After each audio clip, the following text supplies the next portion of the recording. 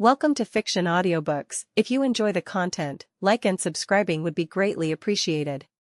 If you have any recommendations for novels, comment below. Please join my Patreon at https://www.patreon.com/fictionaudiobook. Chapter 223, Treating Others with Sincerity. What? Ubuyashiki suddenly faced forward, his gray, sightless eyes widening as he turned toward the source of the voice coming from the high seat. His face, hidden beneath bandages, was a mask of astonishment. Amani Riko's tone, which was starkly different from before, echoed through the hall as if she had become a completely different person. It wasn't just him, his wife and daughters, as well as the members of the Demon Slayer Corps behind him, also noticed the change in the person above. Rengoku Kaijuro's wide, spirited eyes reflected Amani Riko's stern expression. Lady Riko's entire atmosphere has changed. She isn't the same person at all. Iguro Abanai reflexively grasped the hand of the person beside him. Kanroji Mitsuri squeezed back, their fingers interlocking as she covered her half-open mouth with her other hand. What is going on? Namu. Haimjima Jyomi held his prayer beads with his hands clasped, his lips moving rapidly as he silently chanted sutras, tears streaming from the corners of his eyes. Takito Machiro remained expressionless, seemingly oblivious to the dramatic shift in the atmosphere. His eyes remained vacant, his mind still adrift in the clouds. Kochu Shinobu's brow furrowed. A glimmer of understanding flashed across her face as she formed a suspicion. Could it be that Lady Riko is now? At the very front, Ubuyashiki raised his hand, signaling the group to silence their hushed whispers. Everyone's eyes were fixed on him. As Ubuyashiki Kagaya faced Amani Riko, whose temperament had shifted so suddenly, he recalled her earlier mention of going offline. Riko had said that the Great One wanted to meet them, yet no one else had appeared. Instead, she herself had taken on this unfamiliar persona. With his sharp intuition, Ubuyashiki quickly deduced the nature of this change. Whether it be the Soul Reapers or the Uchiha, they all possess strength and mysterious powers far beyond human comprehension. This change in Lady Riko is most likely the work of Lord Ren. Possession, or perhaps a descent of consciousness. At that thought, Ubuyashiki Kagaya did not hesitate. He prostrated himself toward the person on the high seat, lowering himself as much as possible. Greetings, my lord. Before entering, those behind him had been strictly cautioned by Ubuyashiki. Seeing him bow, the others followed his lead. As his forehead touched the floor, a pang of pain radiated from his scarred skin, but Ubuyashiki endured it, showing no outward sign of discomfort.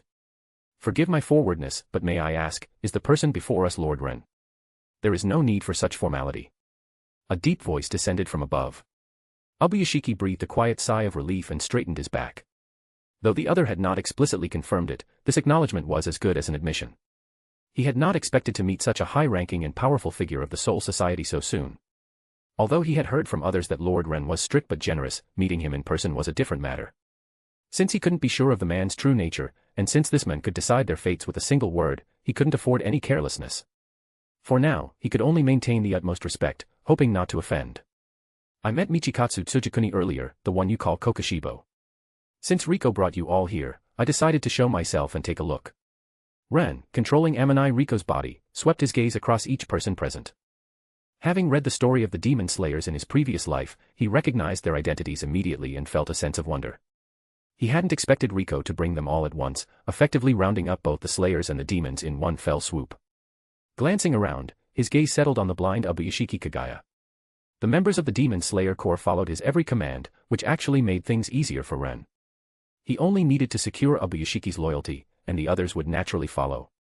Furthermore, Ubuyashiki was a clever man who knew how to judge a situation and cared deeply for his people. Even if he didn't care for his own life, he would make the right choice for the sake of the Corps. Ubuyashiki Kagaya lowered his eyes, not daring to look directly up. May I ask, my lord, if there is a specific reason you have summoned us?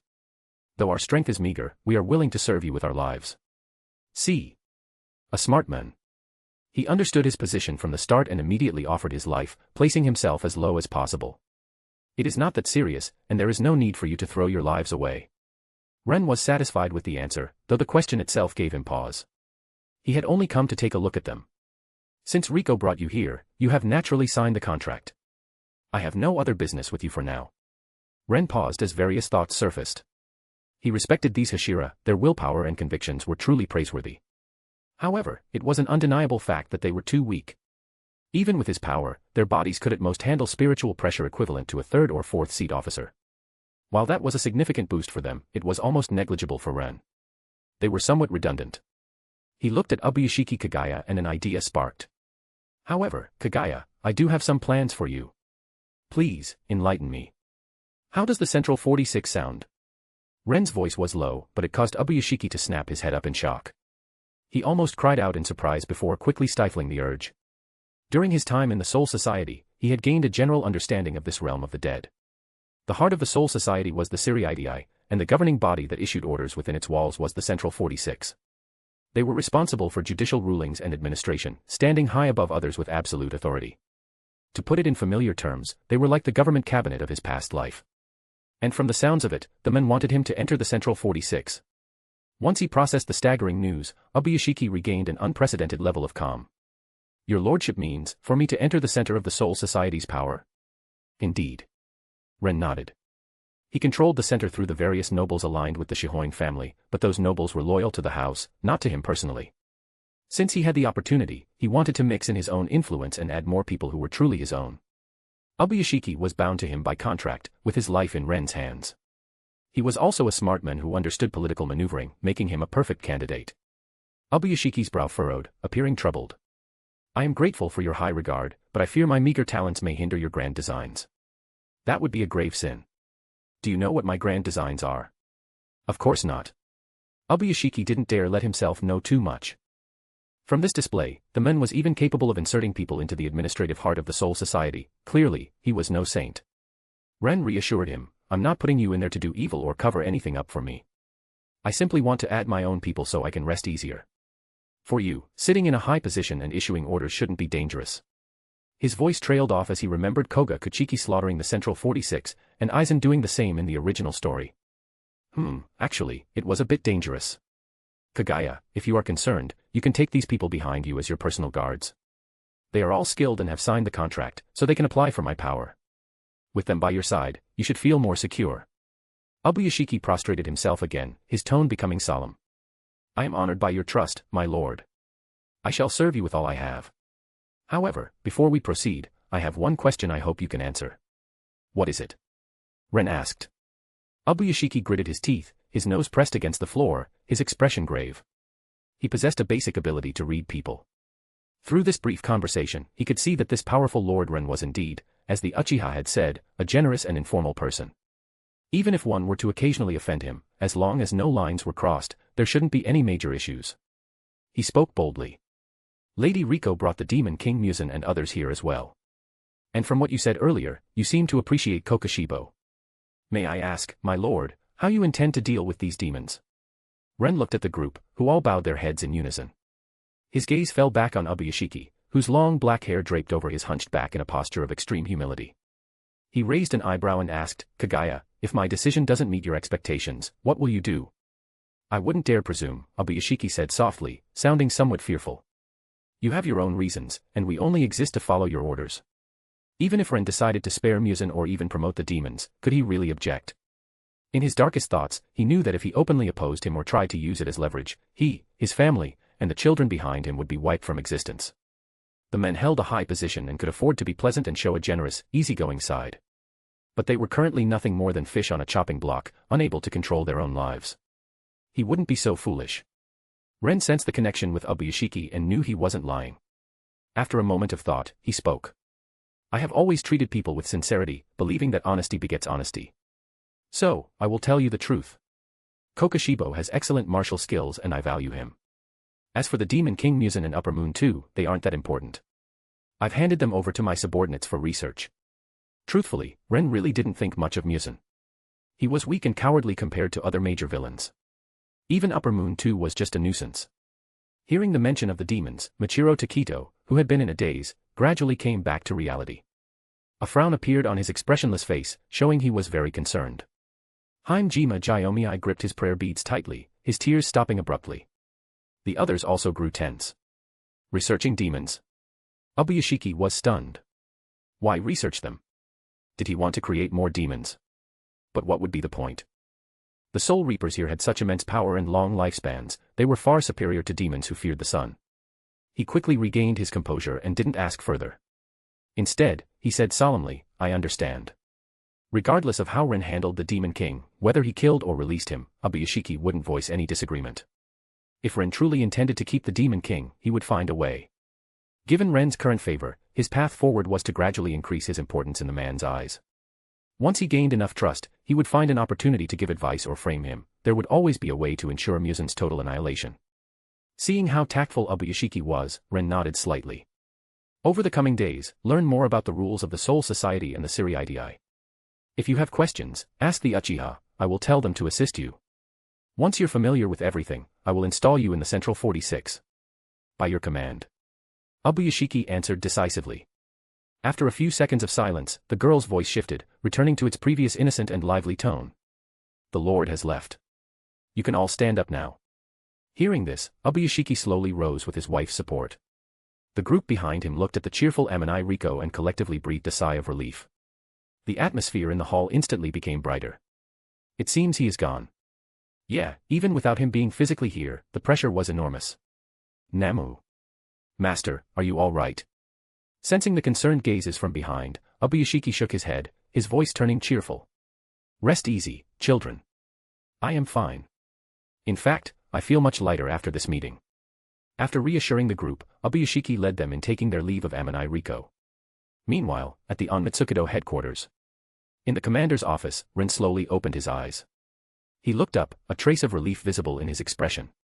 The harvest this time was quite good. He had met several Hashira of the Demon Slayer Corps and successfully recruited their master, Obuyashiki. It fulfilled a lingering wish from his previous life. Seeing Ren wake up, Shimazu Toyohisa couldn't contain his curiosity and asked immediately, Ren, what was it you wanted to tell us? Nobunaga added, being so mysterious. You called us here specifically only to leave us hanging for so long. The suspense is killing us. Nobunaga's right. We've been waiting for ages. If it's not something good, you're in for it, Yoichi added.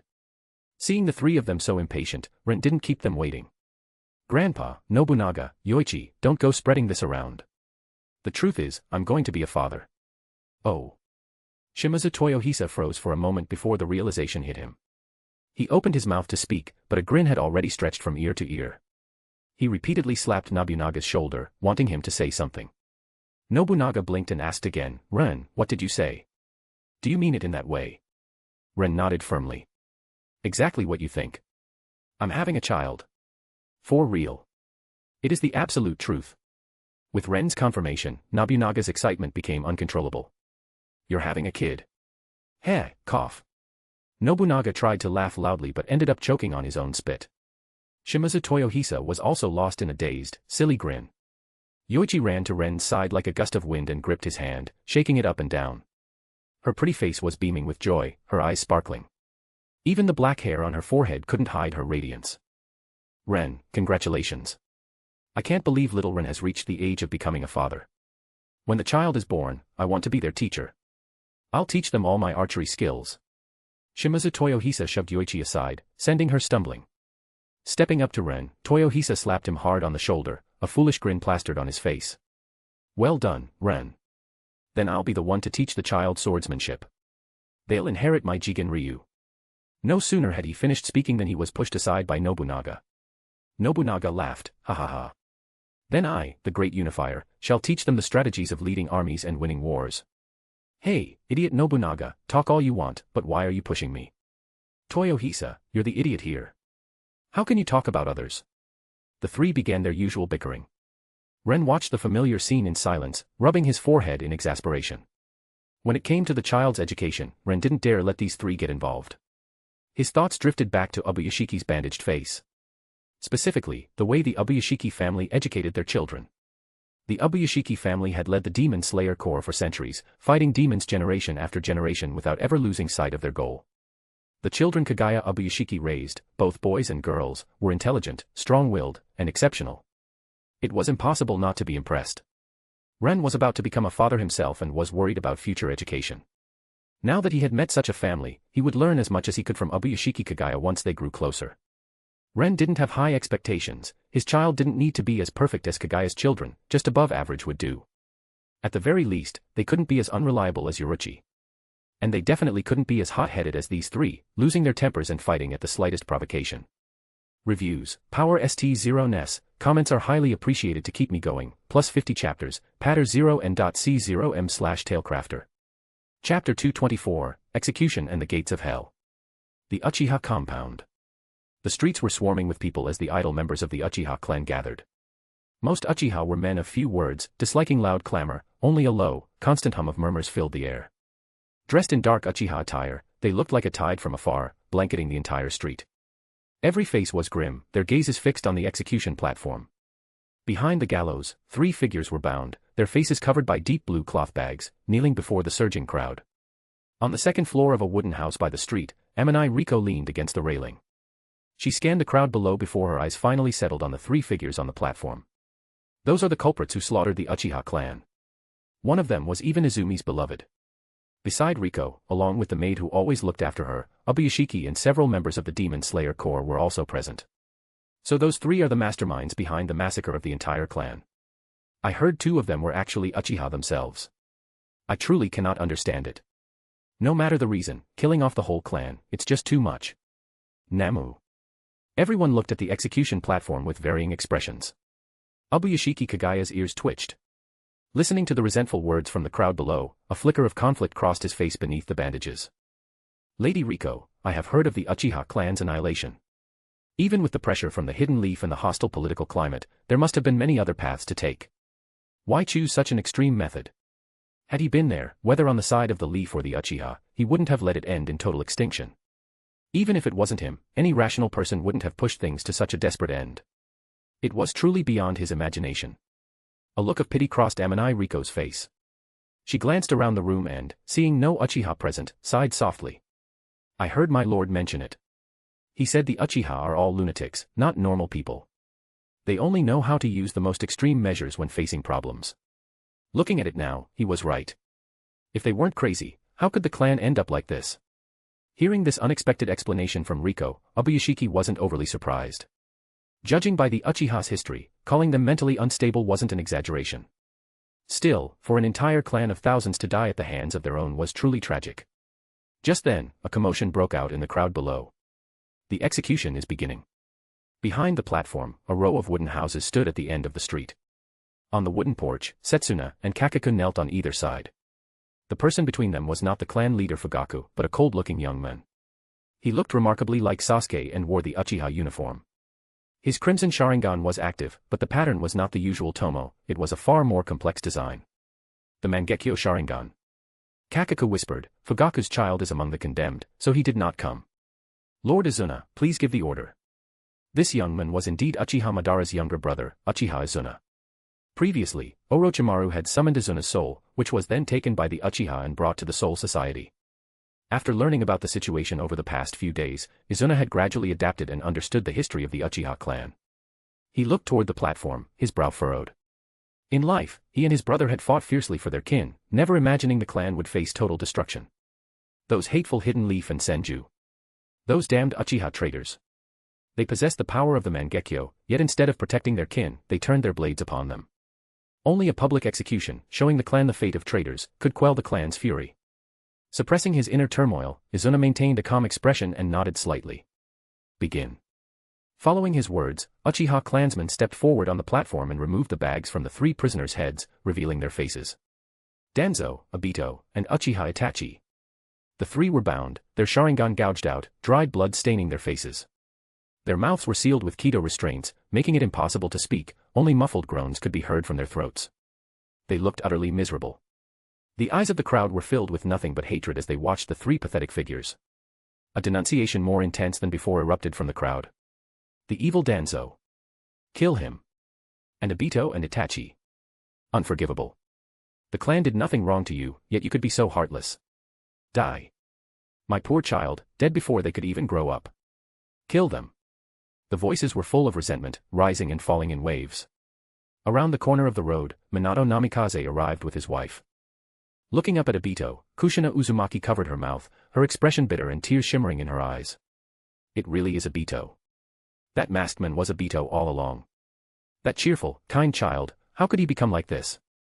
When Kushina first heard this from her husband, she was filled with disbelief, but Minato wouldn't lie to her. Knowing today was the Uchiha's execution day, she had begged Minato to bring her to see Obito one last time. Kushina. Minato Namikaze bit his lower lip, his expression darkening as he pulled his wife into his arms. Beside them, Kakashi Hatake stood in a daze, his eyes lost. His vision blurred, the noise of the crowd fading away, he could only see Obito's wretched figure on the platform. Obito, why you? Weren't you a hero?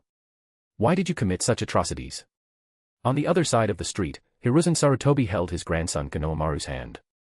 Looking at the figures on the platform, his face was ashen, drained of all spirit. Danzo, Itachi. One was his childhood friend and partner, the other a junior he had placed high hopes in.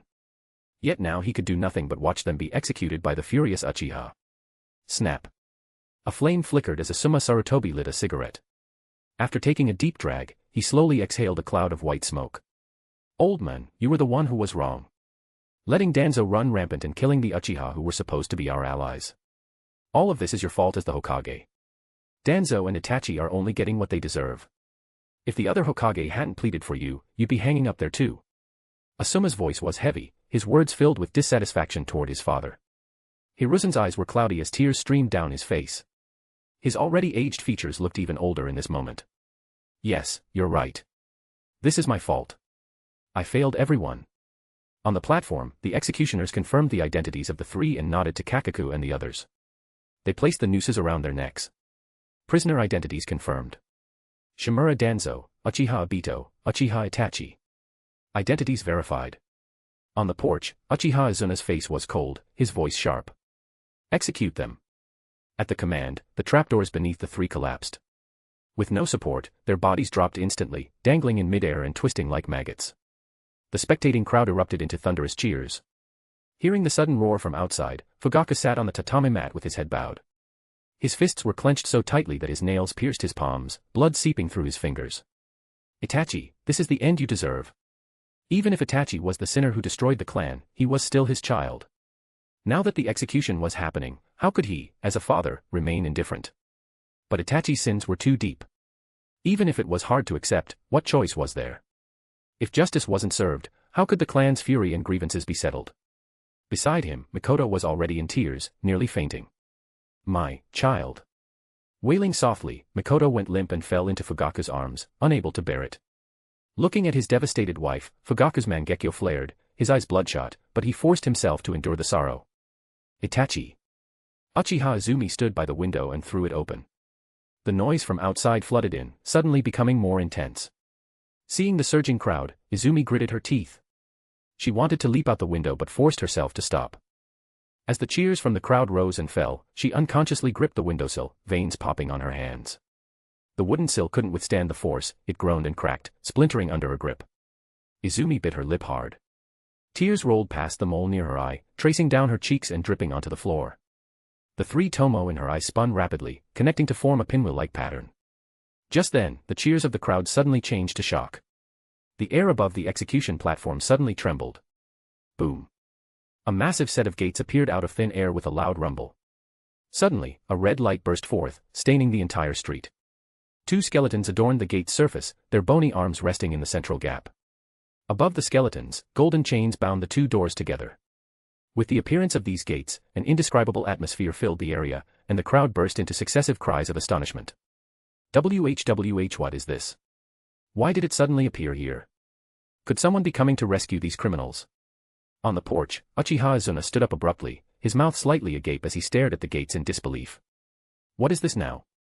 Seeing this, Setsuna recalled information about these gates and blurted out. Lord Izuna, I fear those are the gates of hell. The gates of hell. Kakaku explained, when souls commit great sins in life, the gates of hell open to drag those evil souls inside to face punishment. The existence of hell is a realm that even soul reapers are forbidden from interfering with. Rumble. While everyone scrambled to get away, the gates of hell slowly creaked open. The chain snapped, revealing a hellish red light within as miasma billowed out from the doors. A massive suction force erupted from within.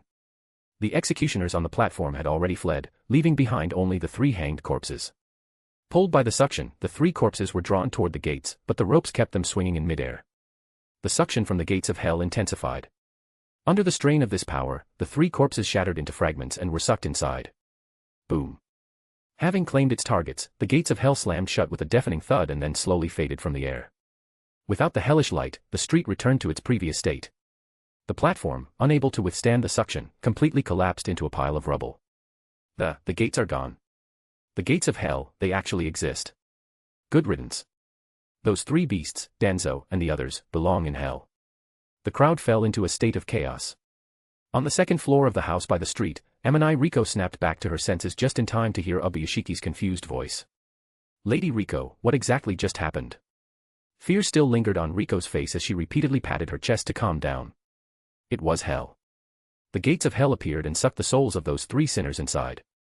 I heard my lord mention it. I didn't expect it to be real, or that I'd see it with my own eyes. No, I have to let him know. Obuyashiki faced the outside, looking thoughtful beneath his bandages. Hell. Meanwhile, Ren felt a tug on his mental connection. After receiving Riko's report, his footsteps faltered. The gates of hell appeared during the Uchiha execution. It seems dealing with hell should be put on my agenda as well. Behind him, Walter heard Ren's quiet murmur and looked puzzled. Lord Ren, did something happen? It's nothing. Ren withdrew his thoughts and continued walking forward. Seeing Ren's reluctance to elaborate, Walter stopped asking.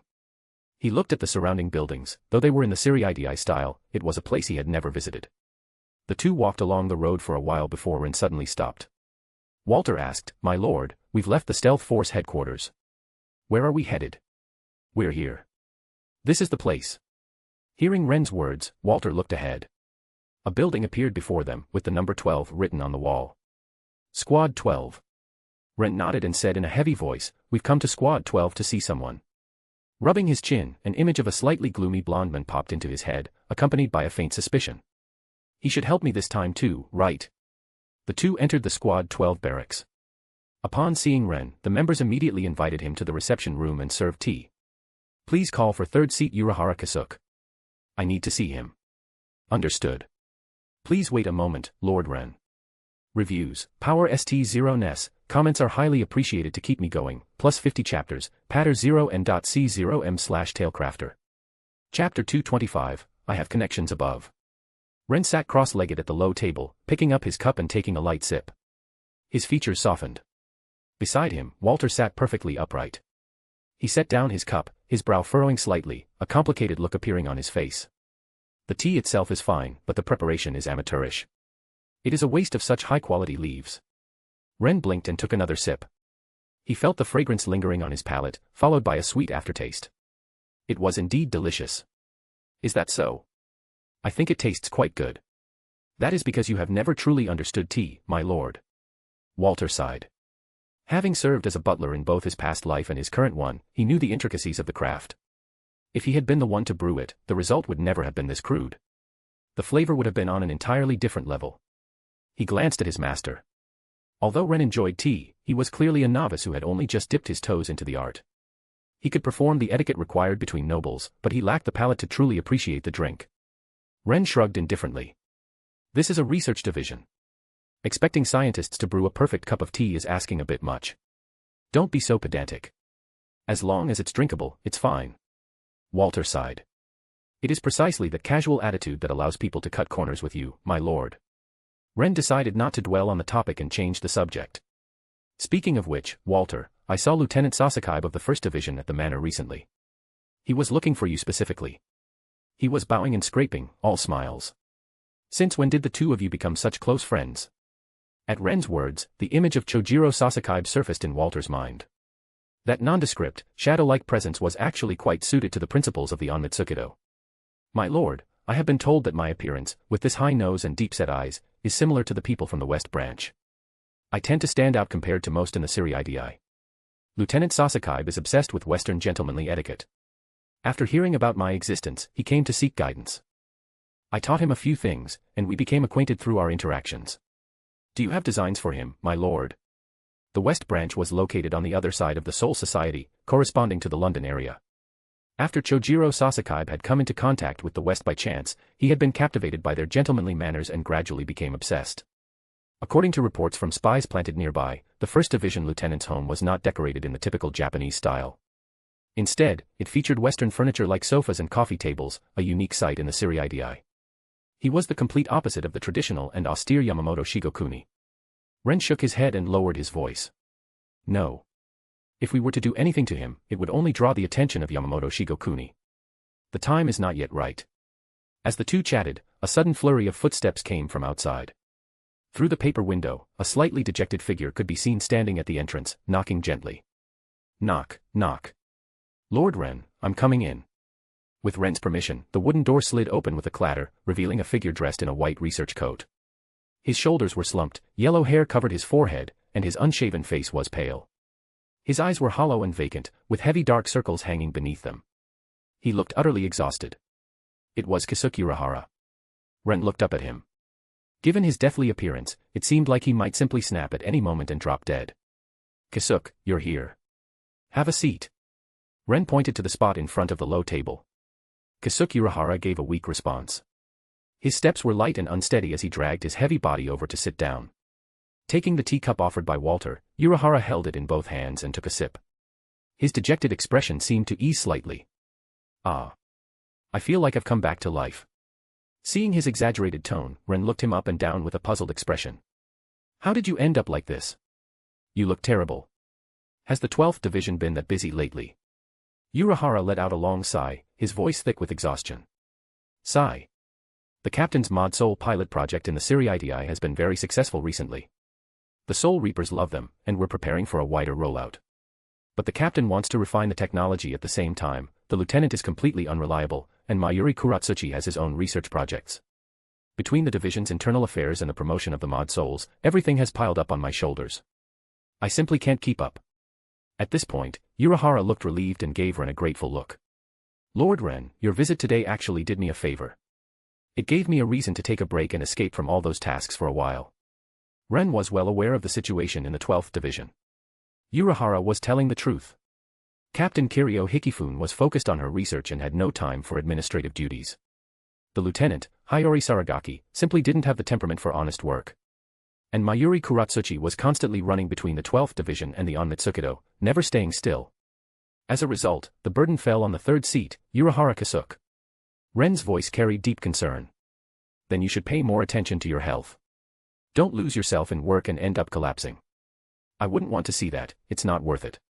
It's not about whether it's worth it or not. I'm just doing my job.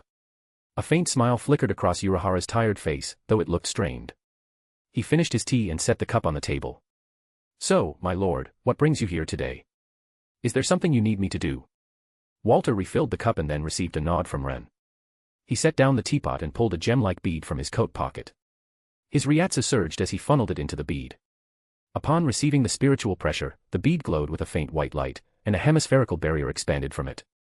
The barrier was transparent, its surface etched with black patterns, enveloping the three men at the table. A barrier? Urahara looked at the rising field. He could tell at a glance that its function was simple, to isolate the inside from the outside. Seeing Ren act with such gravity, Urahara realized that whatever was about to be discussed was of great importance. His expression immediately turned serious. Once Walter had finished the preparations, Ren spoke slowly. Keisuke, what I am about to tell you violates the rules of the Siriiti. I hope you can keep this a secret for me. Of course. Urahara's expression was solemn as he nodded repeatedly. He shared a contract with Ren. If he revealed a single word to the outside world, he would face the punishment of his oath. Even thinking about doing so was forbidden. Moreover, Ren already secretly controlled Central 46, and with the Zanpakutō watching every move in the Siriiti from the shadows, his influence was absolute. Who could Urahara even tell? Ren nodded inwardly, seeing how serious he was. In his consciousness, he tugged at the thread connected to Urahara, sensing his emotional fluctuations. If there were any signs of betrayal, Ren would know instantly. I have recently encountered a problem in my cultivation. My ryatsu has stopped progressing, as if a barrier is blocking my path. I suspect I have reached the limit of a Soul Reaper. I have heard that there is a way to break through this limit, so I have come to ask if you have any ideas. Hearing this, Urahara's eyes widened slightly. The light in his pupils sharpened as he stared at Ren's serious face. The limit of a Soul Reaper. Ren had actually reached that stage so quickly. Urahara naturally believed him. He had long researched this, a Soul Reaper's power would eventually hit a ceiling once it reached its peak. This limit was physiological, a result of the innate physical structure of a Soul Reaper. No matter how powerful their spiritual energy, they could not break through it. He knew Ren's capabilities and that he would eventually reach this limit, so he wasn't entirely surprised. What did surprise him was the speed of Ren's progress. To reach this stage so rapidly, just how long had it been? Then, hearing Ren's next words, Uchiha leaned forward, his hands instinctively gripping the table. Though he maintained his outward expression, a storm was raging in his heart. Because he happened to know a way to break that limit. May I ask who you heard this from? And what exactly is this method? Although Uchiha tried to hide his shock, his reactions felt too deliberate to Ren. The shallow deception was full of holes. Ren could see the tension in Uchiha's heart at a glance. However, this only brought a surge of joy to Ren's mind. Uchiha's reaction, there was hope. This trip had been worth it. I cannot say who it was, I promised to keep his secret. Who else could it be? I knew this from Aizen in my past life, Ren thought. Ren's voice was low. He stared into Uchiha's eyes, not missing a single change in his expression. However, I can tell you the method. I came here specifically for your help. Once a Soul Reaper reaches their limit, they can use a different power to break through. In common terms, it is hollowification. As expected, Uchiha's mind went on high alert. He knew this was the method Ren would mention. It matched his own research perfectly. A look of feigned astonishment appeared on Uchiha's pale face, and his voice rose several decibels. What? Hollowification. How could something so contrary to common sense even be possible? Ren felt the vibration through the thread, it was like a dance of shock from Uchiha. Ren let out a silent chuckle. That is why I came to you, Kisuke. Do you have a way to help me? Specifically, a certain round object that was indestructible and could break the boundary between Soul Reaper and Hollow, the Hogyoku. Ren's eyes gleamed for a second, vanishing as quickly as it came. This, well. Uchiha's lips thinned, and his voice faltered, sounding as though he were struggling. This is too far-fetched. I haven't found a viable method yet. Is that so? Ren's eyes were full of doubt. Uchiha nodded heavily. It's the truth. I'm not hiding anything. He paused and then added, however, I will definitely look into what you've asked, my lord. I'll do my best to find a solution as quickly as possible. Hearing this guarantee, Ren focused on the sensations from the thread. Uchiha actually wasn't lying. Could it be that because Uchiha had been transferred to the 12th division early because of him, he hadn't had time to research these things yet? Had even the Hogyoku not been created yet? Ren was skeptical, but he didn't show it. He simply nodded, his expression softening. Then I'll leave it to you. Do not disappoint me. I won't let you down, my lord. Uchiha gave a solemn promise. Ren waved a hand to Walter. Lift the barrier. Yes. Walter stopped the flow of Ryatsu, calming his surging spiritual pressure. As the energy was cut off, the light on the bead faded, and the barrier dissolved into Reishi, vanishing into the room. Ren said, Kisuke, we'll stay here for a while longer. You should rest. Uchiha nodded, and the three of them began chatting over tea. Just then, a set of somewhat heavy footsteps approached from outside. Ren glanced toward the side and saw a figure in the corridor. The shadow was cast against the paper door, holding something piled so high it was taller than a person. The person stopped at the door, and a slightly sultry voice rang out. Little Ren, I've made some pastries. I'm coming in. As she spoke, the wooden door was pushed open. What met Ren's eyes was a tray of glossy snacks piled high, completely obscuring the upper body of the person carrying them. The air was suddenly filled with a cloying, sweet aroma. Even without seeing her face, Ren knew exactly who it was just from the voice. A beautiful face popped out from behind the pile of snacks. Her long hair brushed her shoulders, and a gentle smile played on her lips, radiating a mature and graceful aura. It was Kiryu Hikifune. Captain, I thought you were in the middle of an experiment. Why are you here? Uchiha stood up and took the tray of snacks from Hikifune, placing it on the low table. Hikifune smiled and said, I heard that little Ren was visiting again, so I made some pastries to bring over. At this, Uchiha's face soured, and he began to complain. Captain, you said you were working on a new technology. If you have time for this, why don't you help me with the division's paperwork? Haha. These pastries were made using that new technology. Hikifune looked at Ren and urged him, quick, try some. I used a new baking method this time. The texture is completely different from before. Ren stood by the table, looking at the wide variety of cakes and sweets. He couldn't help but tease, Captain Hikifune, it sounds like you're treating us like lab rats for your experiments. How could I? Ha ha ha. Hikifune laughed awkwardly, though her laughter withered under Ren's stare. She quickly cleared her throat. Ahem. I am very confident in my skills. I can guarantee they taste great. Seeing her insistence, Ren sat back down and skeptically picked up a piece, chewing it. The fragrance instantly exploded on his taste buds. It had a soft, sweet, and chewy texture. Ren's eyes lit up. The taste is actually excellent. Walter, you try some too. Seeing Ren's reaction, Hikifune nodded as if she were the one eating, her face full of satisfaction. As a cook, seeing people praise the food she made was a point of pride. Little Kasuke, you should eat some too. Eat as much as you want, I have plenty more. In a while, even if you want to eat them, it won't be so easy. Ren swallowed his food and was about to pick up his tea to wash down the sweetness when he heard her words. His heart skipped a beat. Captain Hikifune, what do you mean by that? Are you planning to retire? Hikifune waved her hand dismissively. Impossible. I'm still a young beauty in the prime of my life. She sat down at the table and beckoned the three of them closer. Once they were leaning in, she lowered her voice and said, I'm telling you this, but you must not let it out. The three of them nodded in unison. Urahara asked, Captain, what is it? Why all the secrecy? Hikifune's gaze swept over the three of them. Seeing their serious expressions, she pointed a finger upward and spoke softly. I have connections up above. Someone told me in secret that the new technology one developed is very impressive. The higher-ups are preparing to promote me to the Zero Division. The Zero Division? Urahara cried out in shock. Shoo. Not so loud. Hikifune pressed a finger to her lips. This is still a secret. You cannot let the word out early. Little Kasuke, you're going to be the next captain. Don't be so excitable. Urahara realized his mistake and covered his mouth to stop any further outbursts. He nodded vigorously in agreement. Ren's eyes narrowed slightly, though he maintained a look of surprise. When Hikifune said, up above, she was naturally referring to the Soul King Palace. Her promotion to the Zero Division was just as expected. Reviews, Power ST0 NES, comments are highly appreciated to keep me going, plus 50 chapters, patter 0 n.c0m/tailcrafter. Chapter 226, Deception and Betrayal. Hikifune Kiryu stood with Urahara Kasuke by her side and a crowd of subordinates behind her, waving repeatedly at the street in the distance. Little Ren, come visit again soon. And remember to bring little Yoruchi with you next time. Far down the street, Ren waved back. After finishing the formalities, he turned and continued his way. Walter followed behind him, carrying a tray stacked with boxed pastries. Seeing the squad 12 members return to their barracks, he turned to Ren. It seems Captain Hikifune has a very high opinion of you, my lord. Not only did she see you off personally, but she also gave you so many gifts. He weighed the tray in his hands, it was quite heavy, enough for several meals. Ren couldn't help but shake his head. I only intended to plant a few spies, but I ended up helping her by sheer accident. She thinks it was a favor and has remembered it until now. The so-called spies were, of course, Urahara Kasuke and Mayuri Kuratsuchi. It just so happened that both possessed extraordinary talent in research.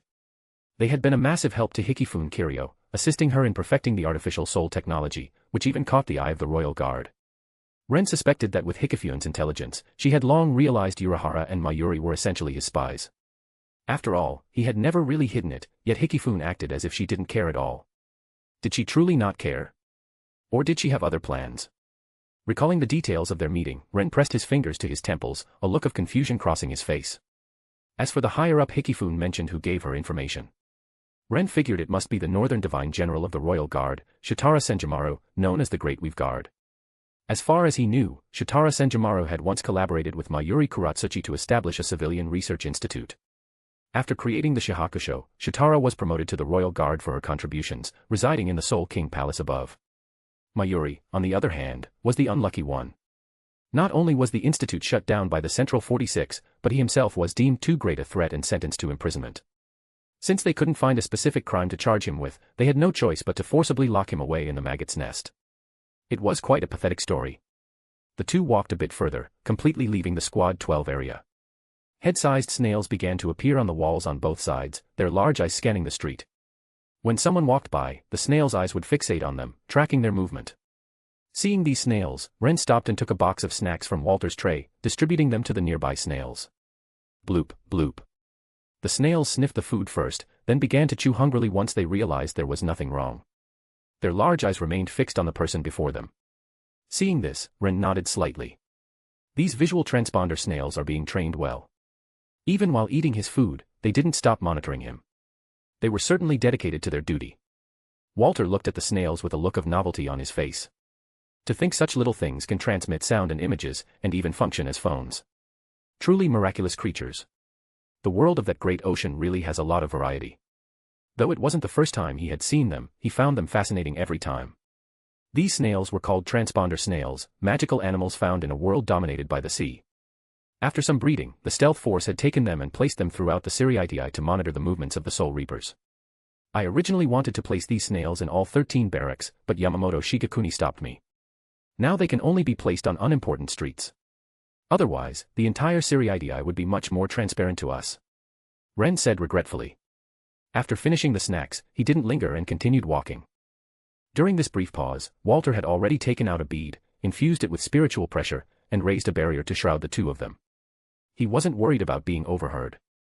This barrier not only blocked sound but also created a layer of camouflage on the outside, hiding the figures within. From the outside, it looked like they had simply vanished. Once the barrier was up, the snails on the walls stopped watching them and immediately shifted their gaze back to the street. Ren was pleased with Walter's caution and nodded privately. Following behind Ren, Walter sighed. Speaking of which, our gains from this visit to Squad 12, besides these pastries and the news of Captain Hikifyun's promotion, are practically non-existent. It seems your original purpose was not achieved either, my lord. Ren paused for a moment before resuming his pace. Walter's eyelids lowered, and his impassive face suddenly darkened. Earlier, I observed the subtle expressions of that third seat Urahara. He seemed to be hiding something from you. Yes, I noticed as well. Ren nodded, his voice dark yet certain. Urahara Kasuke lied to me. Walter looked up slightly, his gaze catching the broad back ahead of him. His monocle flashed with a white light.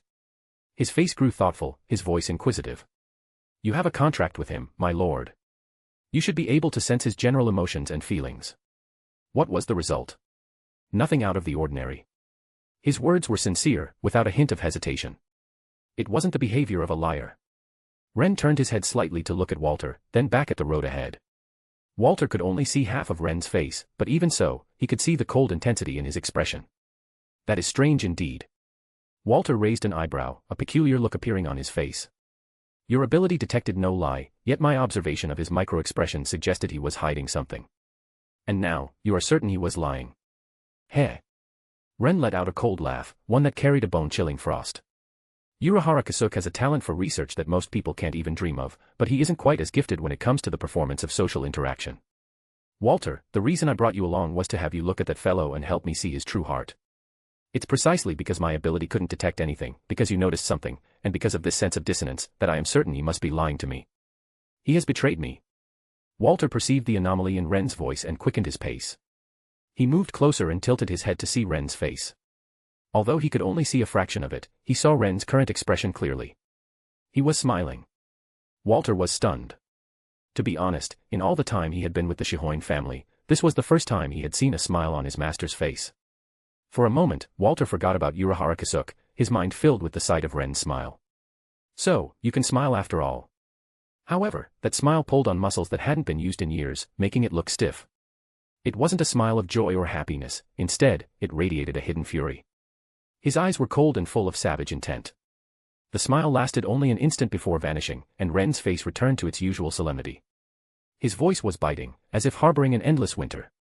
Well played, Urahara Kasuke. Truly impressive.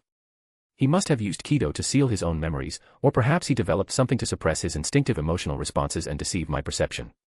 As he spoke, Ren suppressed the anger in his heart, and his voice gradually returned to a calm state. Because of that, he lacked a complete, bird's-eye view of the situation, leading him to slip up on the minor details. That's why we were able to notice the anomaly. Even the weakness and exhaustion he showed during our meeting might have been specially prepared just to lower my guard. Walter, it's a good thing this matter was significant enough for me to bring you along. Otherwise, I'm afraid he would have fooled me completely. Walter lowered his voice and shook his head. Even without me, you would have realized it eventually, my lord. His clumsy tricks could never truly hide from you. There is no need for modesty, Walter. It was because you were here that I was able to confirm it immediately. He saw it this time because Walter was there, but what about last time? Or the time before that? All those times he had sought out Urahara Kasuke, what about then? When did Urahara start hiding things from him? Or had he been playing him from the very beginning? Damn it. To think he had valued the man so much, treating him as a right-hand man and entrusting him with heavy responsibilities, always considering him a friend. And this was how he was repaid. Concealment. Deception. Betrayal. All his past sincerity was nothing but pearls before swine. Hateful. While Ren was filled with resentment, a trace of relief also rose in his heart. Fortunately, he had never fully trusted Uchiha Kasuke and hadn't allowed him into his inner circle. The most classified secrets had always been kept from him. Otherwise, he might have been cheated out of everything he owned. It was a small mercy in an unfortunate situation. Walter spoke softly, his voice carrying a hint of murderous intent. "My lord, should we have Uchiha Kasuke arrested? There are plenty of charges we could use. Under the stealth force's interrogation, even a stone would speak. He is no exception, he'll spill the truth sooner or later." Hearing this, a spark of interest flashed in Ren's eyes. After considering it for a moment, he waved his hand. He let out a sigh and rejected the proposal. Brute force. I'm afraid it won't work. No matter what, he is the third seat of Squad 12, and Hikifune Kiryu sees him as her successor. Arresting him would only earn her hostility. After a pause, Ren added. Besides, Yamamoto Shigekuni has always kept a close eye on the stealth force's actions. Moving recklessly would only trigger the old man's suspicion for no reason. The cost outweighs the gain. Moreover, there was another matter standing in Ren's way. According to his calculations, Uchiha Kasuke should have already created the thing he wanted by now. And the purpose of his trip was precisely to ask Uchiha for that item. The Hogyoku. Yet Uchiha had told him he didn't have it, which immediately aroused Ren's suspicion. He could tell Uchiha was intentionally hiding things, and the Hogyoku accounted for the vast majority of that. When it came to the Hogyoku, Ren couldn't be too careful. Uchiha Kasuke was a man of significant character, torture would likely be useless against him. It would only make him hide the Hogyoku even deeper. If Ren wanted to get it then, it would be twice as difficult. He needed another way to make Uchiha bring it out himself, only then would he have a chance of success. With that thought, a broad, gentle figure appeared in Ren's mind, the one who always wore a beaming smile. Aizen Sasuke. In the original story, it was Aizen who forced Uchiha to reveal the Hogyoku once, using it to aid the holification of Hirako Shinji and the others. This time, Ren would take advantage of that opportunity. It seems my cooperation with Aizen needs to deepen. Walter looked troubled. That's true. Uchiha Kasuke is a close friend of Lady Uruchi. If we arrest him rashly, it will surely cause her dissatisfaction. Right, there's also Uruchi. Ren realized, his brow furrowing with conflict. Uruchi is pregnant. Pregnant women are sensitive as it is. We shouldn't let her emotions fluctuate too violently during this time. Lord Ren, you. Walter turned to look at Ren, his eyes twitching and his expression speechless.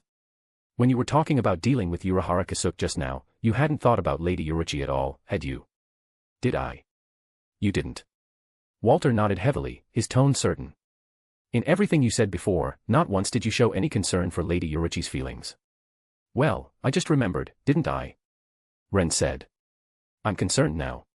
Indeed. Walter couldn't help but shake his head and sigh. But you only remembered her after your butler gave you a reminder. What a situation. They were supposed to be a loving couple who supported each other, yet he had to rely on an outsider's hint. It seemed his master was, at his core, a truly cold-hearted person. Ren glanced sideways at Walter. Walter, keep this a secret from me. Of course. Solving my master's problems is the duty of a butler. Walter said respectfully. After all, his master was the man in front of him, not his master's wife. Deep down, this wasn't really a big deal. He remembered back when he was young, he had even kept secrets about an old master's visits to brothels. He wondered how that philandering former master of his was doing in heaven. No, given that man's character, he was probably in hell. Quite some time had passed since they left Squad 12. Seeing that it was getting late, Ren didn't return to the stealth force and instead went straight home. Entering the Shihoin estate, Ren brought Walter to Uruchi's room. Uruchi, I went to Squad 12 and brought you some snacks. As soon as he entered the room, he saw Uruchi lying with her head on Sui Feng's lap. In the room, Yashiro was practicing his punches and kicks step by step under Uruchi's guidance. He was letting out little ha and haya grunts as he moved. When he saw Ren enter, Yashiro immediately hid behind Uruchi and Sui Feng, looking pitiful and frightened. Uruchi sat up slowly. Upon hearing Ren's words, her eyes lit up. Well, Mr. Sirius, you do have a conscience after all. Hurry up and take them out. Ren, feeling a twinge of guilt, had Walter lay the pastries out in front of Uruchi. Don't eat too much. Your body can't handle your usual indulgence right now. Yashiro, Sui Feng, don't be shy either. Sui Feng looked as composed as ever, but Yashiro was still trembling with fear. Ren rubbed his chin, feeling puzzled. Am I really that scary? Every time Yashiro saw him, he acted like a startled fawn. It wasn't like he was ugly or anything. Reviews, Power ST0 NES, comments are highly appreciated to keep me going, plus 50 chapters, patter 0 n.c0m/tailcrafter. Chapter 227, The Shibuya Incident, Kenjaku's Probe. Shibuya, Tokyo. Inside the underground station. A man stood there draped in monk's robes, his eyes narrow and long, with a distinct scar stitched across his forehead. Geto Suguru. No, it was Kenjaku, currently occupying Geto Suguru's body. Beside him stood several cursed spirits, all looking down at the ground together. A stone-like cube was embedded in the floor, its surface covered in countless blue eyes that seemed to be shedding tears. And with that, Gojo Satoru has been successfully sealed. Without Gojo Satoru, the gap between the sorcerers and us has vanished. The one-eyed cursed spirit with a volcano-like head split his mouth open, revealing pitch-black teeth. Beside Jogo, Mahito, his body covered in stitches, destroyed a nearby surveillance camera and walked over. It seems our situation has been exposed. Those sorcerers will do everything in their power to charge in here and rescue Gojo Satoru. What do you two plan to do next? Choso's expression remained calm, his gaze firm. I'm going to kill Itadori Yuji and Kujisaki Nobara to avenge my brothers. Then, I will take back my other brothers kept by Jujutsu High. Jogo objected, I don't care about that girl, Kujisaki, but Itadori cannot be killed. We need him to resurrect Sukuna. That has nothing to do with me. Choso's words immediately drew Jogo's ire. Seeing the two on the verge of a fight, Mahito stepped in to stop them. Jogo, cool it. Speaking of which, I want to kill Itadori Yuji as well. Mahito, what did you say? Jogo barked. Mahito stroked his chin, a wicked smile spreading across his face. You said it yourself just now, without Gojo Satoru, we're evenly matched with the sorcerers. Resurrecting Sukuna would give us a massive advantage and a guaranteed win, right? But with our current combat power, we should win anyway. So, let's just kill Itadori Yuji. Mahito, are you serious? Jogo asked back. Of course I am. Mahito said. Besides, even if Sukuna is resurrected, there's no guarantee he'll take our side. Jogo blinked his single eye, still unable to agree. Resurrecting Sukuna might carry a higher risk for us, but as long as he returns, the Age of Curses will inevitably arrive. 100 years from now, I don't need to be the one laughing in the wilderness. As long as curses can stand tall as the true humans of this world, that is enough. Yes, Jogo, I know what you're thinking. How about a little contest? Whoever finds Itadori first gets to deal with him their way. Mahito waved his hand dismissively and looked toward Geto Suguru. And you? I assume you're on Jogo's side. What are you going to do next? I need to handle the prison realm here. Geto Suguru swept his narrow eyes over the three of them. His expression was calm, but his heart was heavy. After occupying this body, he had not only inherited the cursed spirit manipulation technique but also Geto Suguru's original memories. When leafing through those memories, he saw something buried in the deepest depths, a brief but profoundly significant moment from Geto Suguru's student days. To think, while he was alive, Geto Suguru had actually encountered a being walking the world in human form. A god. No, a soul reaper who held dominion over death. That soul reaper had clearly been paying attention to Geto and his two companions. And he, without knowing a thing, had stolen Geto Suguru's body. When he first discovered this, his mind felt like it had been struck by a heavy blow, his head ringing. His worldview of nearly 1,000 years came crashing down, almost causing his will to crumble. It took considerable effort to calm himself, and he could only comfort himself with optimistic assumptions. That soul reaper was clearly watching Geto Suguru, yet he still let me occupy this body. Does that mean he doesn't care at all? He is a soul reaper, the world of the living is not his domain. That's why he's indifferent to worldly affairs. If that weren't the case, how could he watch everything happening in the world with such indifference? Even when he took over Geto Suguru's body, he hadn't shown the slightest reaction. No divine punishment had descended, nor had any vengeful spirits come for his life. Did this mean he had given his tacit consent? Carrying these thoughts, he refused to give up his plan. He tested the waters step by step, gradually confirming his suspicions. That soul reaper. He really won't intervene in the world. Tonight, this grand play he had orchestrated was both his original plan and his final test. If the soul reaper truly didn't come to stop him, then he could finally act without restraint in the future. Kenjaku felt slightly more at ease. He looked at the three before him, his voice suddenly turning solemn. You can do whatever you like with the other sorcerers, but there is one person you must never lay a finger on. Seeing Geto Suguru issue such a grave warning, Mahito was filled with curiosity. I've never seen you look like this. Who is it? The Grade 1 sorcerer, Mei Mei. Geto Suguru added in a low voice, she's a woman with silver hair covering her face. Her technique involves controlling crows. If you encounter her, make sure to stay away. Even if she attacks you, you cannot harm her. Just take it. Hearing this, not only Mahito but even Jogo and Choso beside him became curious. Jogo looked puzzled and asked sharply, "Hey, what's this about?" "She's just a grade 1 sorcerer. Does she have some special ability?" "Letting someone attack me without fighting back is not my style," Choso muttered. "What happens if I kill her?" Mahito asked, eager to try. "You will die." "Is that woman really that powerful?" "No, you'll be killed by me." Kenjaku's gaze turned icy as it swept over Mahito, his voice carrying a killing intent that chilled to the bone. Of the three who had met the Soul Reaper back then, Geto Suguru had died at the hands of Gojo Satoru, so that had nothing to do with him. Now, only Gojo Satoru and Mei remained. Although Gojo Satoru was sealed, his life was thankfully intact. That was the limit of what he could manage. He absolutely could not allow their side to take the lives of those three.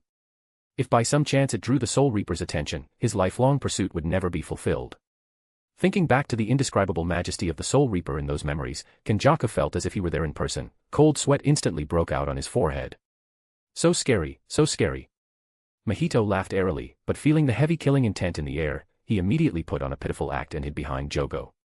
"Jogo, he wants to kill me. Say something." Jogo narrowed his eye, staring intently at Geto Suguru. "Are you serious about this? Everything is to ensure our plan proceeds smoothly." Kenjaku spoke, Geto Suguru's gentle voice now sounding resolute and unyielding. "If someone actually provokes her and ruins the plan because of it, I'd rather just exorcise those delusions of yours right now. Plans could be adjusted, but they couldn't be ruined by the accidents caused by these cursed spirits." Everything else was fine, but Mahito's technique was still too immature.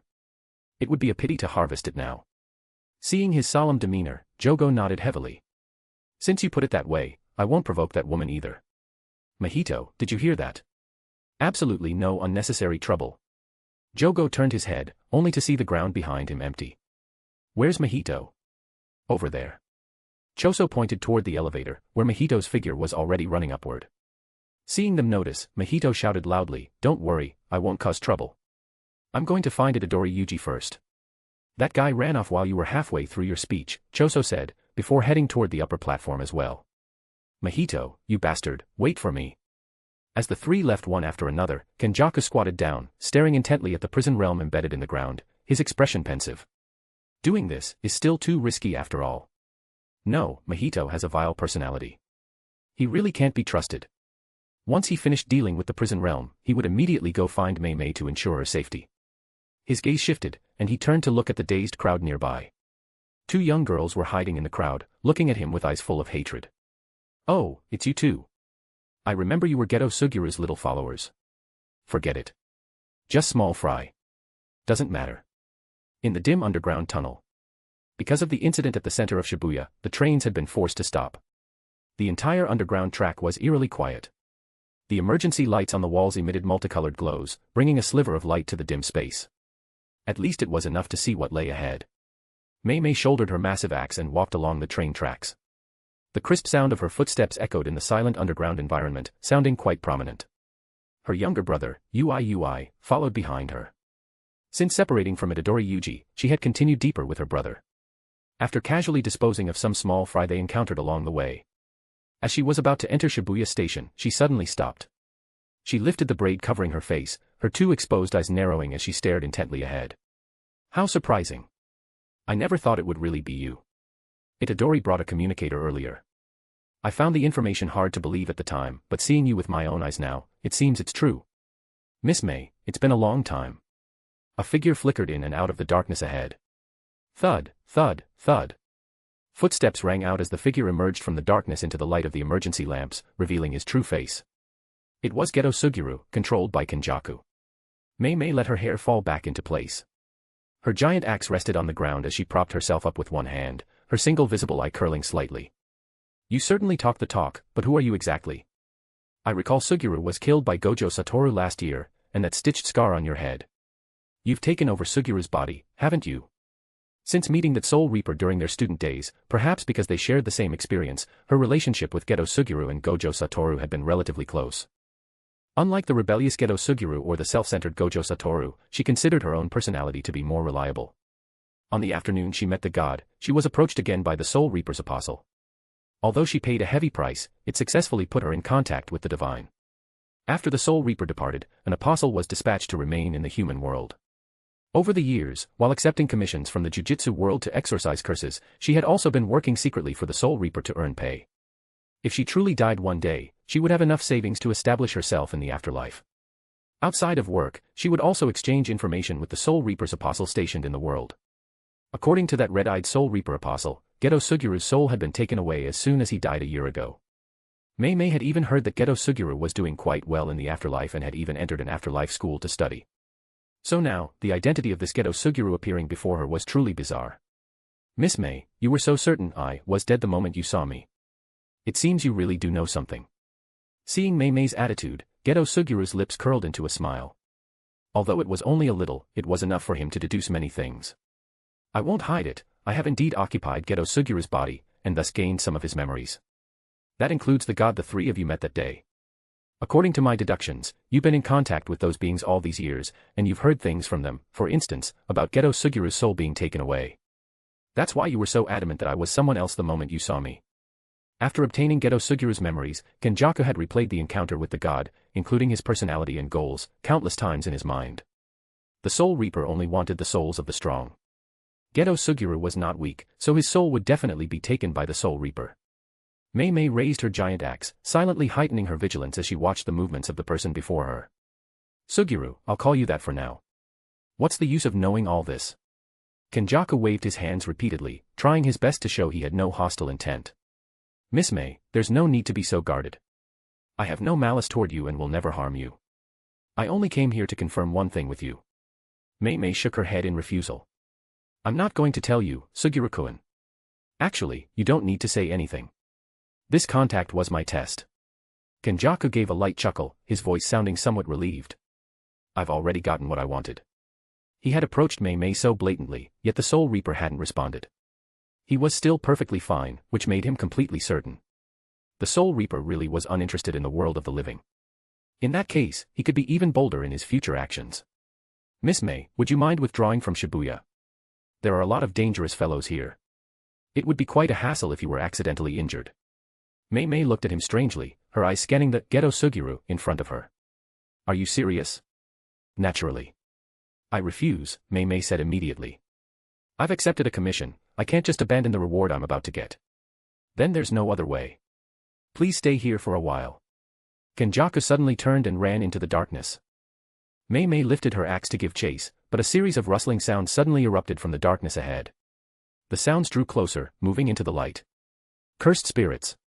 An almost endless wave of cursed spirits in various forms filled the tunnel ahead, packed tightly together. Geto Suguru was already long gone, leaving only his voice echoing back. Miss Mei, these are all grade 2 and 3 cursed spirits. They're enough to keep you trapped here. Looking at the tide of cursed spirits ahead, Mei swung her axe and let out a helpless sigh. It seems this Suguru really has no intent to kill me. Behind her, Ui nodded. It would appear so. These cursed spirits won't pose a threat to you, sister, but there are enough of them to delay you. By the time we deal with this place, things outside will likely be over. Mei smiled faintly. This is perfect, a workload that matches the pay given by the Jujutsu world. Let's clear this out as quickly as possible. With that, Mei brandished her giant axe and charged into the wave of cursed spirits. Reviews, Power ST0NES, comments are highly appreciated to keep me going, plus 50 chapters, patter 0n.c0m/tailcrafter. Chapter 228, Arrival of the Tyrant.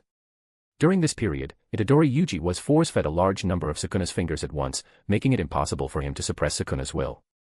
Ryomen Sukuna erupted, first fighting Jogo and then intervening to help Fushiguro Megumi subjugate Meihoraga.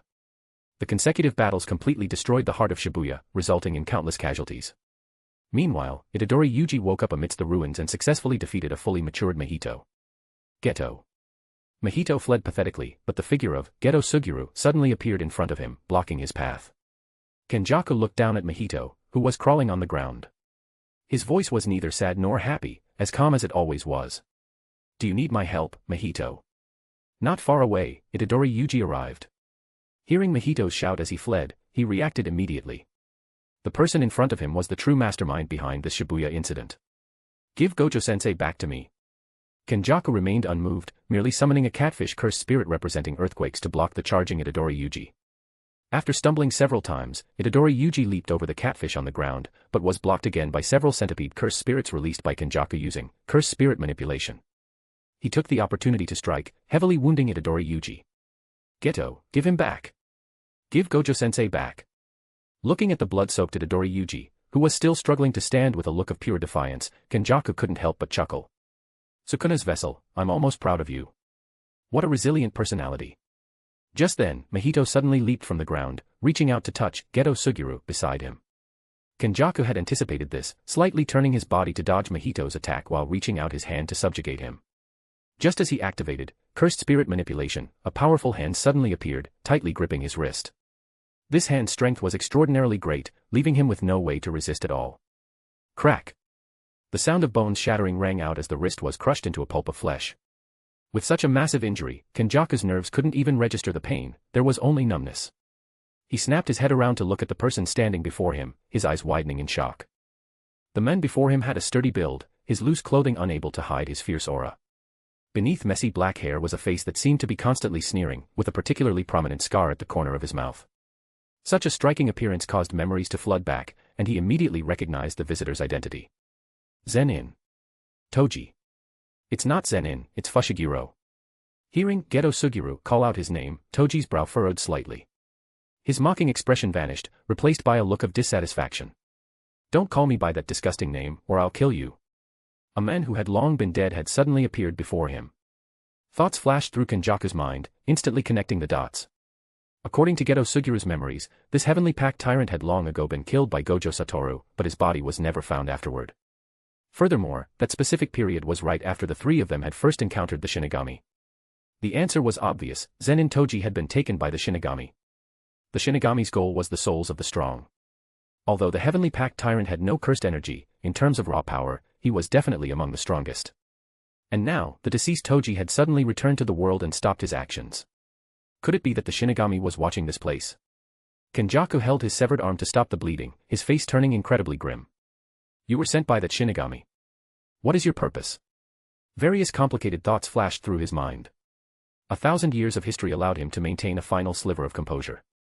Toji tossed away the severed hand and shook off the remaining bits of flesh and blood. After turning around, he waved his hand casually. He looked as if he were shooing away a bothersome insect. Get lost. Don't annoy me. This indifferent attitude made Kenjaku feel a sense of relief. It seemed the Shinigami's target was not him.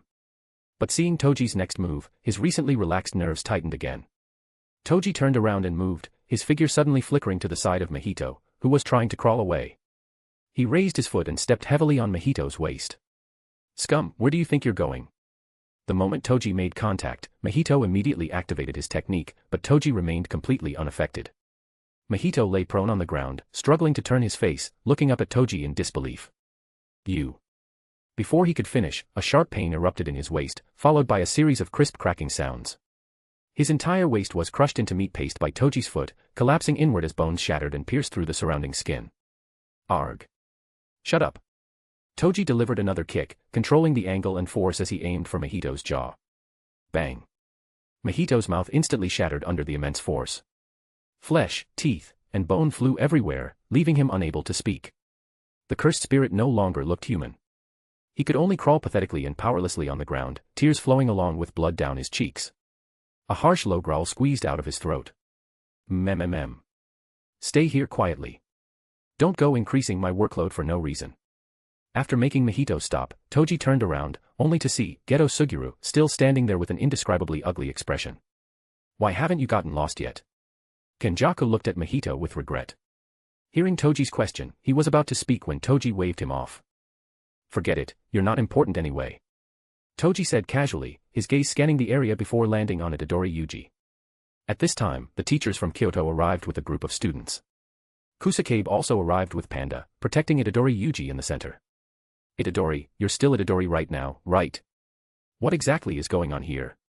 Geto Suguru, and Zenin Toji. Setting aside Geto Suguru, what's with the heavenly pact tyrant who died over 10 years ago? Kusakabe's face was full of shock, his mouth slightly agape, the cigarette but falling to the ground. Beside him, Iori Yudahime looked equally stunned. Two people who had long been dead had suddenly appeared before them. There were clearly things going on that they didn't understand. Kamo Noritoshi. An angry roar rang out as Choso emerged from the side, suddenly appearing in the clearing.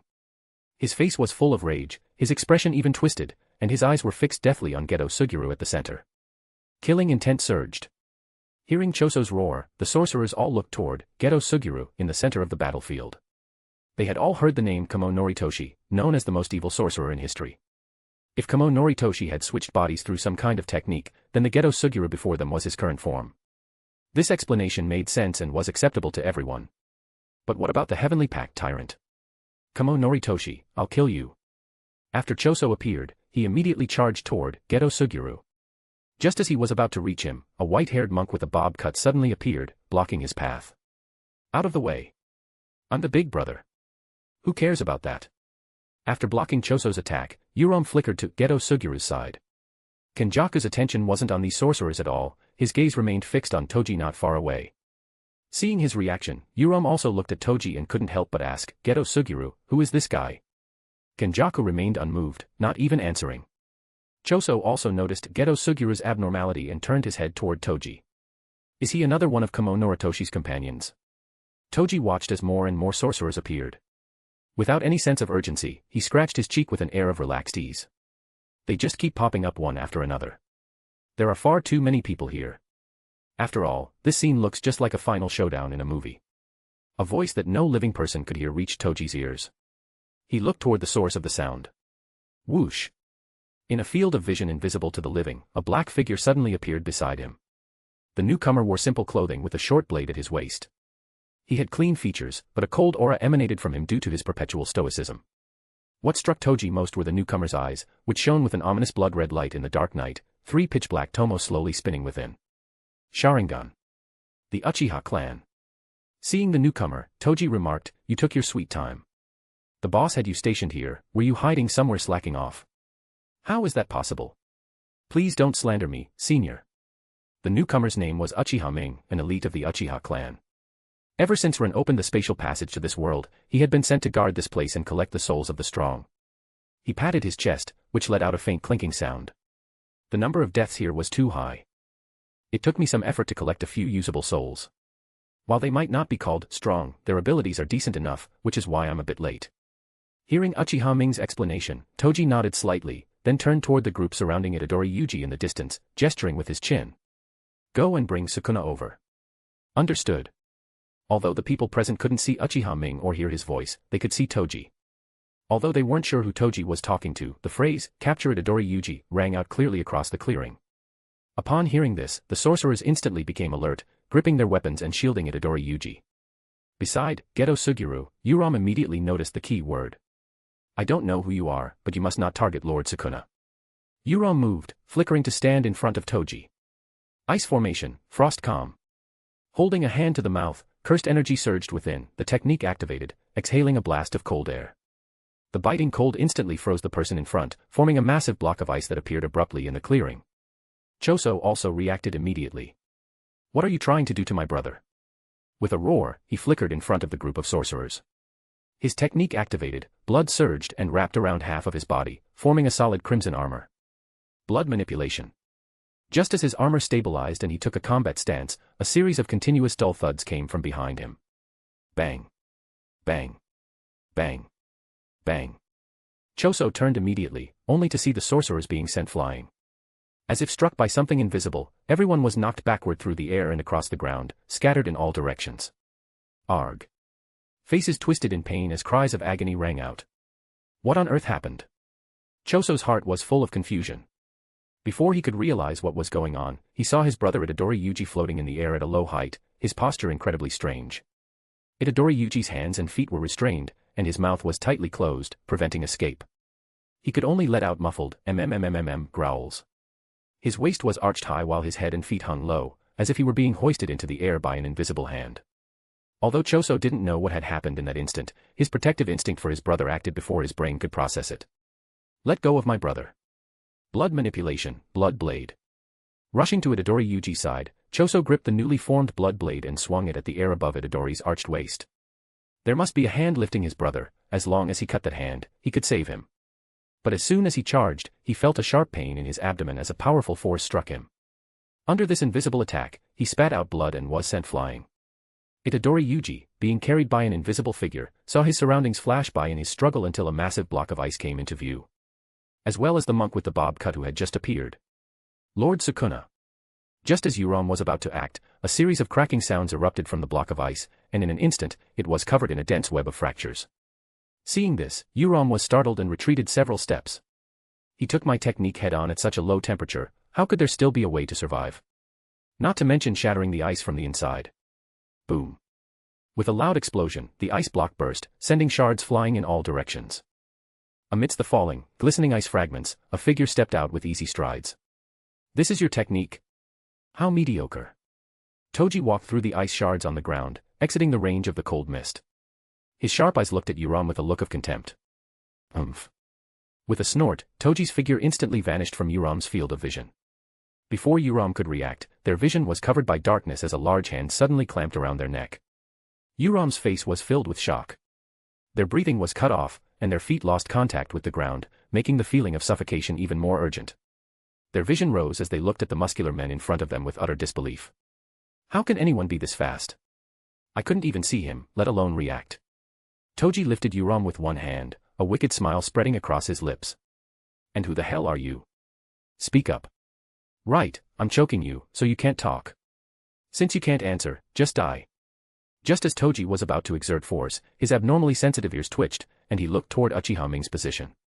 Someone was approaching, their target being the Itadori Yuji in Uchiha Ming's hands. One after another, these sorcerers really are annoying. Who is it this time? Uchiha Ming also sensed the sudden appearance of this presence and gave a light lift, allowing Itadori Yuji to dodge the rescue attempt. A sweep of his Sharingan clearly identified the incoming object.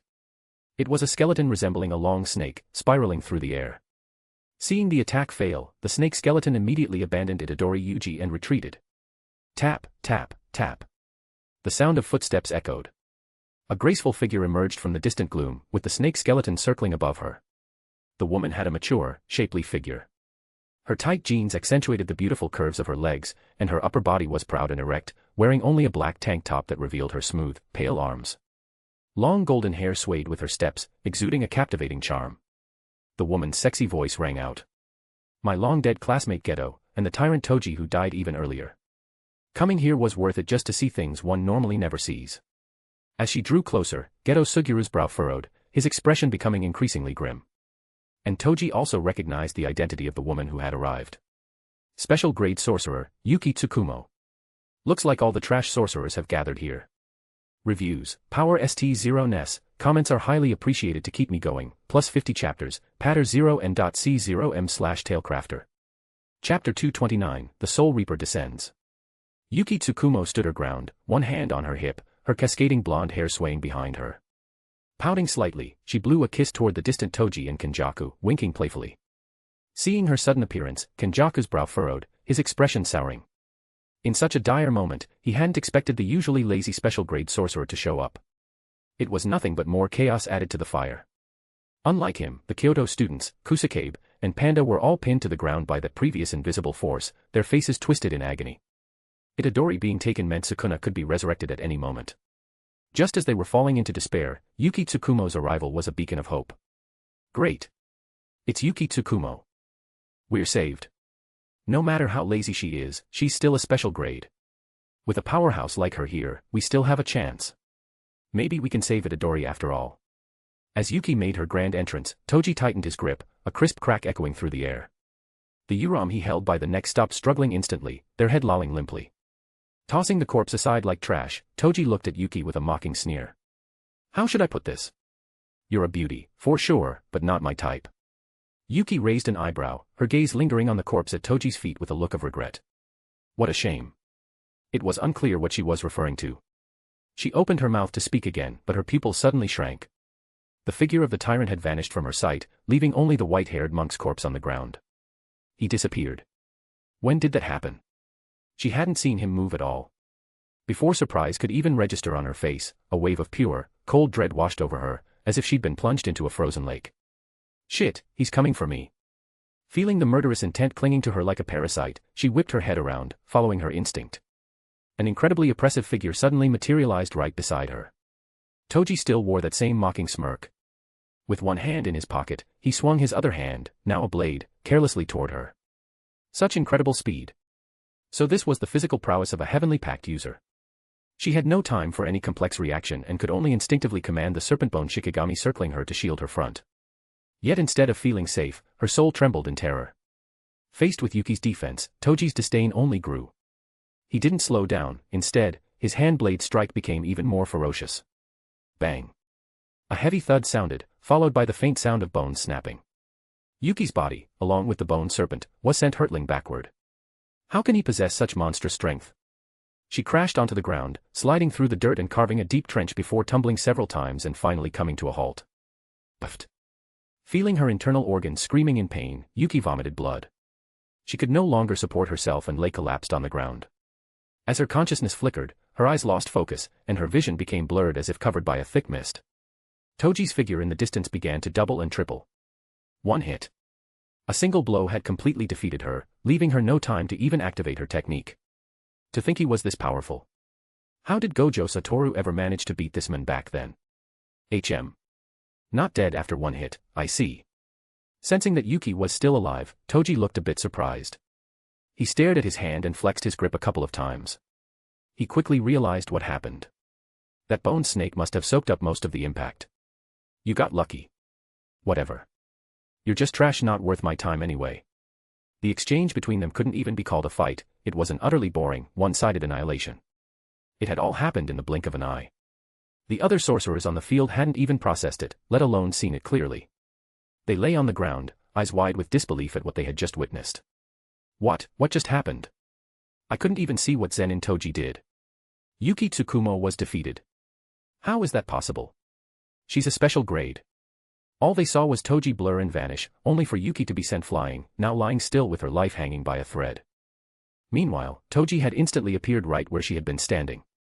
Seeing Toji defeat Yuki with a casual wave of his hand, Kenjaku's face darkened. Even with the physical gifts of the Heavenly Pact, defeating a world-class special grade in a single instant was too much. Based on Geto Sugiura's memories, the Zenin Toji of the past was strong, but clearly nowhere near this level. Could it be that after dying, he gained a new power from the Soul Reaper? It had to be. There was no other explanation. That was the only way Zenin Toji could possess power that transcended the Heavenly Pact.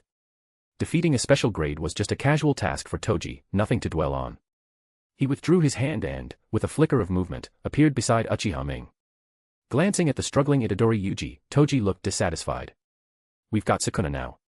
Where's that money-grubbing girl? She hasn't arrived yet. How much longer are we supposed to wait? Uchiha Ming casually set Itadori down, his face as calm as ever. I saw her in Shibuya earlier. She should be here any moment. Then we wait a bit longer. She'd better not keep me waiting much more. Toji grumbled, kicking the prone Mahito. HNGH.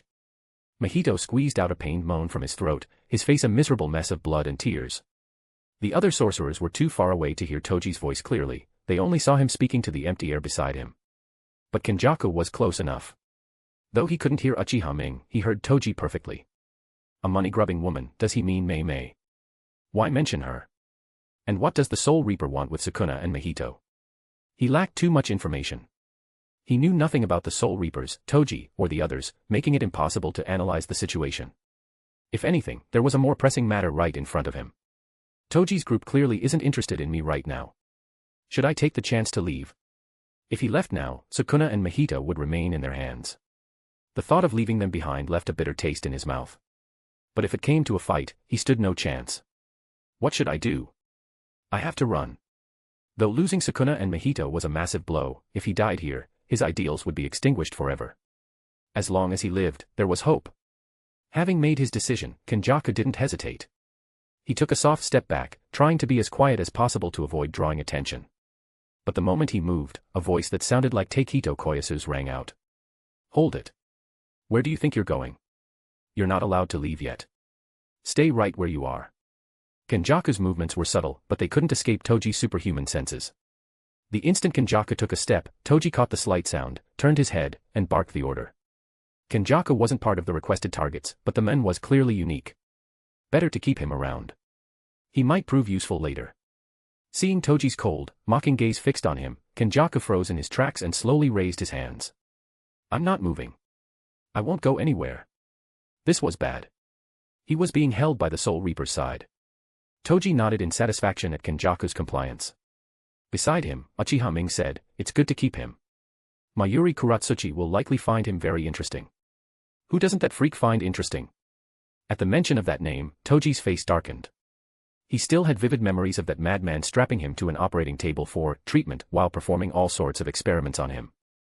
The post-op results were good, but the process was hard to accept. If Mayuri weren't useful and held some status in Ren's eyes, Toji would have given him a piece of his mind long ago. He seemed to remember something and turned to Uchiha Ming. From the sounds of it, that lunatic is coming too. Yes. Uchiha Ming nodded, kicking Mahito at his feet. He's quite intrigued by Mahito's soul-altering technique. After a pause, he continued, not just him. I received word earlier that Lord Ren himself will be descending upon this world. The boss. Why is he coming? Toji looked surprised, a hint of reminiscence appearing on his face. I thought his kid was about to be born. Instead of staying home to keep watch, he's coming all the way out here. He then looked down at the grounded Itadori Yuji. Is it for this kid? Most likely. The two spoke in low tones. Suddenly, Toji raised his hand, signaling Ming to stop talking. He turned his head to look into the distance, his eyebrows arching. The girl is here. Uchiha Ming followed Toji's gaze. Though he couldn't see her yet, he could feel a presence rapidly approaching. Before long, a figure carrying a massive battle axe appeared in their field of vision. Caw. Caw. Caw. Accompanied by the cries of crows, Mei Mei walked out of the dim distance. The sorcerers had mixed reactions upon seeing her. Miss Mei Mei. She's here. Mei Mei is strong, but even Yuki Tsukuma was beaten. What difference can she make? Wait, she's heading the wrong way. Is she not on our side? To the shock of the onlookers, Mei Mei carried her axe with an elegant stride and walked straight up to Toji. My apologies, gentlemen. I'm late. She glanced at Kenjaku with a smile. This classmate of Geto's caused me quite a bit of trouble, but fortunately, everything has been settled. Seeing Mei Mei's stance, Kenjaku grit his teeth, forcing himself to remain calm. His guess had been right. The person Toji spoke of was indeed Mei Mei. It seemed she had cleared out the horde of cursed spirits he'd left behind before coming here. However, it was clear that Mei Mei and Toji had planned this encounter in advance. But what was their goal? Mei Mei lowered her eyes slightly, her gaze passing over Mahito before settling on Itadori Yuji. Young Itadori, we meet again after parting ways at the station. Ugh, MMMPH. With his mouth sealed, Itadori could only manage low growls. His bloody, determined face was filled with utter disbelief. He stared intensely at Mei Mei, his eyes screaming a silent question. Mei Mei seemed to read the intent in his gaze and gave a light chuckle. Don't worry, young Itadori. I'm not going to hurt you. In fact, this might be your precious chance to escape the sea of suffering. Toji stepped forward, interrupting them. He looked at Mei Mei and asked, since you kept us waiting so long, I assume you brought it. Of course. Mei Mei slammed her axe into the ground and pulled a bulky paper-wrapped package from her clothes. Upon opening it, the contents were revealed. 2 fingers, larger than a normal human's, deep red in color with sharp black nails, their surfaces coated in a layer of waxy oil. Sukuna's fingers. Seeing the 2 fingers, Kenjaku's eyes widened as he turned to look at Itadori on the ground. The situation was clear, the Soul Reaper's target was Sukuna. Mei Mei said, I've spent quite a bit of effort over the years to find these 2 in secret. Once Itadori consumes these, he should have 17 fingers. I simply couldn't find the remaining 3 on such short notice. Toji picked one up to examine it, looking disgusted. So this is Sukuna's finger. It looks revolting. He crouched down to look at the struggling Itadori, a hint of admiration on his face. You actually ate these things. You've got guts. Uchiha Ming crossed his arms, sounding hesitant. 3 are still missing. I wonder if the Lord will be satisfied. Why not just ask him when he gets here? As Toji spoke, he suddenly stood up and looked toward the sky. He's coming. Uchiha Ming sensed a peculiar ripple in the air and followed suit, snapping his head upward. This feeling, the Lord is descending. The night sky had sparse clouds, and the waning moon hung high above, its light dimmed by a thin veil of mist. In the gloomy expanse, it felt as if something was about to manifest. Having heard Toji's words clearly, Kenjaku's anxiety spiked. What, who is coming? Is it really a Soul Reaper? A Soul Reaper is descending to the mortal world. He too looked up, following Toji's gaze, but saw only the hazy moon. At that moment, the sky underwent a bizarre transformation. The curtain of the night sky began to peel back, revealing curved folds. Even the moon above was affected, distorting in an impossible manner. The atmosphere, no, space itself is warping. How can such a thing be possible? Kenjaku's eyes trembled, and goosebumps broke out across his skin as cold sweat instantly soaked his clothes. As the sky was pulled back like a curtain, a pitch-black, chaotic void was revealed. The sorcerers on the field all gasped, their faces filled with pure shock. What is that? Is it some kind of natural phenomenon? Or does it have something to do with Zen in Toji? What will happen to us, to the world? To be able to manipulate the very sky, even Gojo Satoru, the strongest they knew, likely couldn't achieve such a feat hidden from their sight. The Soul Reaper was descending upon this world once more. Reviews, Power ST0NES, comments are highly appreciated to keep me going, plus 50 chapters, patter 0n.c0m/tailcrafter. Chapter 230, Visions of the Future. Toji looked up at the black void tearing open the sky, stroking his chin as a smirk played across his lips. Maybe I'll try an entrance like that next time. Uchiha Ming frowned, looking suspicious. It seems the Lord is truly descending, but why does this entrance look so much like those Minos Grande? Mei was confused by their words. Minos Grande. What was that? Though she didn't understand, it sounded like some entity from the world of the dead. Toji waved it off. He probably just made a contract with one. As they spoke, 3 figures emerged from the pitch-black space above. The man in front wore a black cloak with a katana at his waist. He looked stern, with thick eyebrows that flared upward like flames. It was Ren. To Ren's left was someone in a white research coat, their face painted with eerie black and white makeup. To the right stood a lean, capable man in black tactical gear.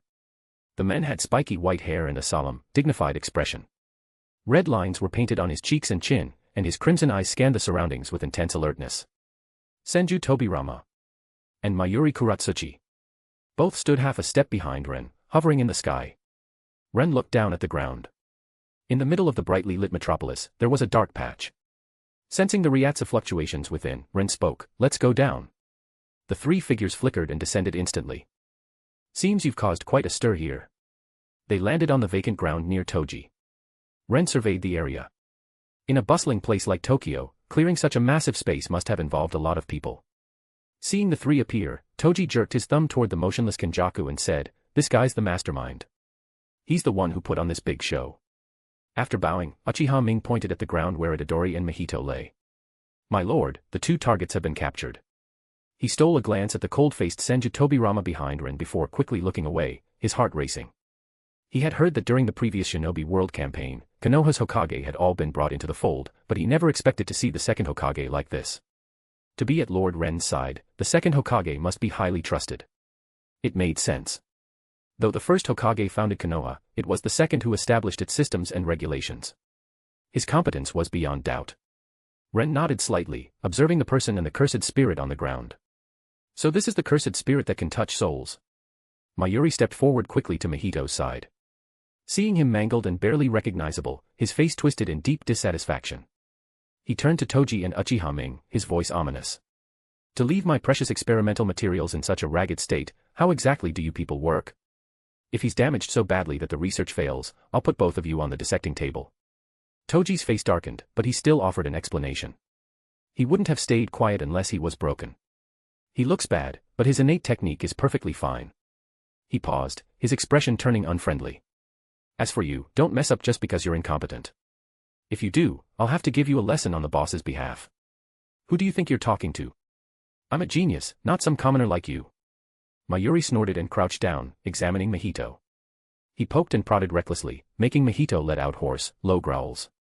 Seeing the reaction in Mahito's eyes, Mayuri leaned in closer, his face lighting up with surprise. "Ho ho, this cursed spirit can actually see us. Impressive. Truly worthy of a soul-manipulating ability. Hee, this trip wasn't a waste of time." Ignoring Mayuri's antics, Ren looked over at the motionless Geto Suguru nearby. He remembered that Geto Suguru's soul had been taken to the Soul Society and placed in the Shino Academy. Geto Suguru. Oh, right, the brain. Seeing Geto's form here, Ren realized the situation immediately. Toji said, "He seems to have taken over the body of that cursed spirit manipulation kid. Should we take him too?" Ren turned to Mayuri. "Mayuri, do you want this one?" Mayuri stood up and looked at Geto Suguru. After scanning him from head to toe, he nodded. "Free materials are always welcome." Let's take him along. He never turned down experimental subjects. Besides, given the man's appearance and the stitches on his forehead, there were bound to be plenty of secrets to uncover. The moment Toji mentioned him, Kenjaku tensed up completely. He tried to back away slowly, but after just 2 or 3 steps, his body suddenly went rigid. His limbs, his entire body, felt as if they were bound by invisible ropes. He couldn't move an inch. What is this? No matter how hard he struggled, he couldn't break free. Even when he tried to pop his skull open, his forehead felt sealed tight, preventing escape. In that case, Kenjaku's mind raced, his cursed energy surging as he tried to activate cursed spirit manipulation to escape. But before he could use the technique, his vision went black, and his consciousness sank into darkness. Senju Tobirama grabbed the monk robes and dragged him across the ground. He looked toward the body of another white-haired monk lying on the ground. What about this one? He walked over and crouched to inspect the man. His neck was twisted at a grotesque angle, clearly broken. He reached out to check, only to find a faint, lingering heartbeat. Not dead yet, but close. Should we take him back as well? Toji frowned. Still alive after I snapped his neck. His body must be special. If his body is unique, then we'll take him too, Ren decided. Mayuri grinned, baring his yellow teeth in satisfaction. This trip to another world was turning out to be a stroke of luck. He had secured so many unique specimens all at once. Understood. Tobirama nodded, grabbed the robes of both bodies, one in each hand, and dragged them over. He sighed inwardly. He had been curious about traveling to another world and had followed Ren hoping to see different sights. He had been full of ambition, wanting to learn new knowledge, only to end up being used as manual labor. Oh well, work first. He would explore this world's culture and knowledge once the job was done. While Mayuri dealt with the captives, Ren walked up to Itadori Yuji. Uchiha Ming hesitated before speaking up. My lord, regarding Sukuna, we haven't collected all the fingers yet. Ren remained calm. How many are there? Currently, the boy has 15 inside him. We have 2, leaving 3 missing. Uchiha Ming immediately knelt, bowing his head deeply in fear. He held up a white paper bundle, presenting the 2 fingers to Ren. This subordinate has failed in his duty. Please punish me, my lord. Please punish us, my lord. Seeing Uchiha Ming kneel, Mei followed suit. It's fine. Stand up. Ren waved his hand dismissively. 17 is enough. All I want is his innate technique. Sukuna's techniques were based on slashing and fire, and what Ren coveted was that slashing power. His own Zanpakutō's ability was cleaving. While sharp, it lacked the convenience and versatility of Sukuna's slashes. If he could obtain Sukuna's technique to complement his own offensive weaknesses, his combat potential would skyrocket, leaving him with no flaws. Releasing countless slashes with a wave of his hand, the mere thought was exhilarating. With the war against the Wandenreich approaching, having an extra ability will be incredibly useful. Furthermore, if he could surpass the limits of a Soul Reaper and fuse with his Zanpakutō, much like Aizen did during the 1000-Year Blood War, he would be able to use his Zanpakutō's powers as easily as breathing. Combined with Sukuna's technique, every slash he dealt would carry the power to rend space and time itself. By then, no one in the 3 realms would be a match for him. Aizen, Yamamoto, even the monk of the Zero Division, they would all be mere targets to be sliced into mincemeat at his whim. The future looked bright. Ren savored the vision of the future, suppressing his excitement as he gestured to his subordinates. Feed the fingers to him. Mei took the 2 fingers from Uchiha Ming and walked over to Itadori. Uchiha Ming grabbed Itadori by the collar and lifted him, spiritual energy pulsing at his fingertips as he pressed against Itadori's mouth. Release. Just as Itadori tried to speak, Uchiha Ming gripped his jaw and forced his mouth open. Mei held up a finger and smiled gently at Itadori. Itadori-kun, I won't hurt you. Just swallow this. Mei. With his jaw locked tight, Itadori could only squeeze out muffled, indistinguishable sounds. Despite his immense strength, he couldn't break free from the invisible person holding him. He could only watch as the finger in Mei's hand drew closer. She pushed the finger into his mouth, then followed it with the second one. Uchiha Ming forced Itadori to swallow the fingers in quick succession. Ugh, cough. Itadori collapsed on the ground, coughing uncontrollably as saliva trailed onto the pavement. His consciousness suddenly plunged into darkness, only to reappear in a realm of shimmering white bones. A figure resembling himself sat upon a throne atop the pile of bones. Brat, I've been watching the outside world for a while now. It's irritating. Now, tag out. Just as Itadori Yuji was being forced to swallow the fingers, Ren made his move. He drew the Zanpakutō at his waist, a cold, clear light shimmering along the blade. To completely strip Sukuna from Itadori Yuji without leaving any lingering issues, he immediately played his trump card. Bankai. His Ryatsu erupted like a surging tide, a cold glow surrounding him before transforming into a pillar of silver-white light that pierced the sky and churned the clouds. Air currents tumbled, creating gusts of wind that whipped his robes violently. Run! We'll be caught in it at this distance. Seeing Ren's movement, Mayuri Kuratsuchi shouted, quickly grabbing Mahito and dashing away at full speed. As one of Ren's confidants, he had seen Ren's Bankai and knew exactly how terrifying its power was. In his estimation, even Yamamoto Shigekuni might not be able to match it. If they stayed close, one slip-up would see them swept away. They'd be lucky to even have a body left to find. The others, feeling that overwhelming Ryatsu and hearing Mayuri's warning, immediately scattered in all directions. Uchiha Ming saw Itadori swallow the fingers and immediately grabbed the dazed Mei, using Shuinpa to vanish. Seeing this, Senju Tobirama tossed one of the bodies to the approaching Toji and shouldered the other. Both of them flickered away, putting a vast distance between them and the center. All of them were experts, reaching the edge of the clearing almost instantly. Once he felt they were at a safe distance, Mayuri sensed the air again, a look of confusion crossing his face as he stopped. Why can't I feel the Ryatsu anymore? By all rights, his Ryatsu is so massive that the range shouldn't be this small. He knew Ren, his Ryatsu was vast enough to cover this entire city. Yet now, he couldn't sense a single trace of it. Beside him, Senju Tobirama sensed the air carefully and let out a sigh of relief, the urgency leaving his face. Lord Ren is likely controlling it intentionally. He isn't the type to disregard those around him. Since we were nearby, he must be certain he won't catch us in the crossfire even with his Bankai active. Mayuri snapped back, "You fool. You only think that because you haven't seen its true horror with your own eyes. So, what exactly is the boss's Bankai ability that has a freak like you so scared?" Toji asked, setting down Geto Suguru. He had been in this world for a while and wasn't fully up to speed on the details. "Just watch," Mayuri said coldly. In the center of the clearing, Ren was naturally aware of his companion's departure, feeling a bit helpless. He wouldn't have used Bankai with allies nearby if he didn't have total confidence. Through years of arduous training, he had mastered his Bankai to a point where he wouldn't accidentally harm others, unlike the young Hitsugaya in the early days. But this sudden explosion of Ryatsu. I need more training. Sensing the Ryatsu that had leaked out, Ren shook his head inwardly. He still wasn't refined enough. Fortunately, the range was small, only about 10 meters around him. His next goal was perfect Ryatsu control. Even with the massive surge of power from a Bankai, he wanted to keep it contained within his immediate vicinity, completely undetectable to others. Ideally, he wanted people to look at it and wonder, is something that small really a Bankai? That way, if an enemy mistook his Bankai for a Shurikai because they couldn't feel the pressure, he could catch them off guard. By the time everyone had fled, Ren's Bankai was complete. His Zanpakutō glowed with white light, extending and expanding into a massive Zanbato. The blade was broad and long, shimmering with a polished silver sheen. A trail of light flowed along the edge, radiating a terrifying sharpness. The blade was joined to a solid black hilt, with a chain at the pommel that wound around Ren's body. Gripping his Bankai, Ren felt the surge of overwhelming power and felt a sense of pride. His low voice echoed clearly across the clearing. 3,000 worlds, every karmic deed, all of creation, severed in a single stroke. Reviews, Power ST0 NES, comments are highly appreciated to keep me going, plus 50 chapters, patter 0 n.c0m/tailcrafter. Chapter 231, The Four-Eyed Gaze. Ren softly chanted his Bankai. The massive Zanbato lay across his side, its chains rattling with a crisp, metallic clinking sound. Ren wasn't dissatisfied with the power of his Bankai, but the name, it was a bit wordy. Reciting it in one go nearly made his tongue trip over itself. As the release finished, the towering pillar of light dissipated, and the turbulent air around them gradually settled.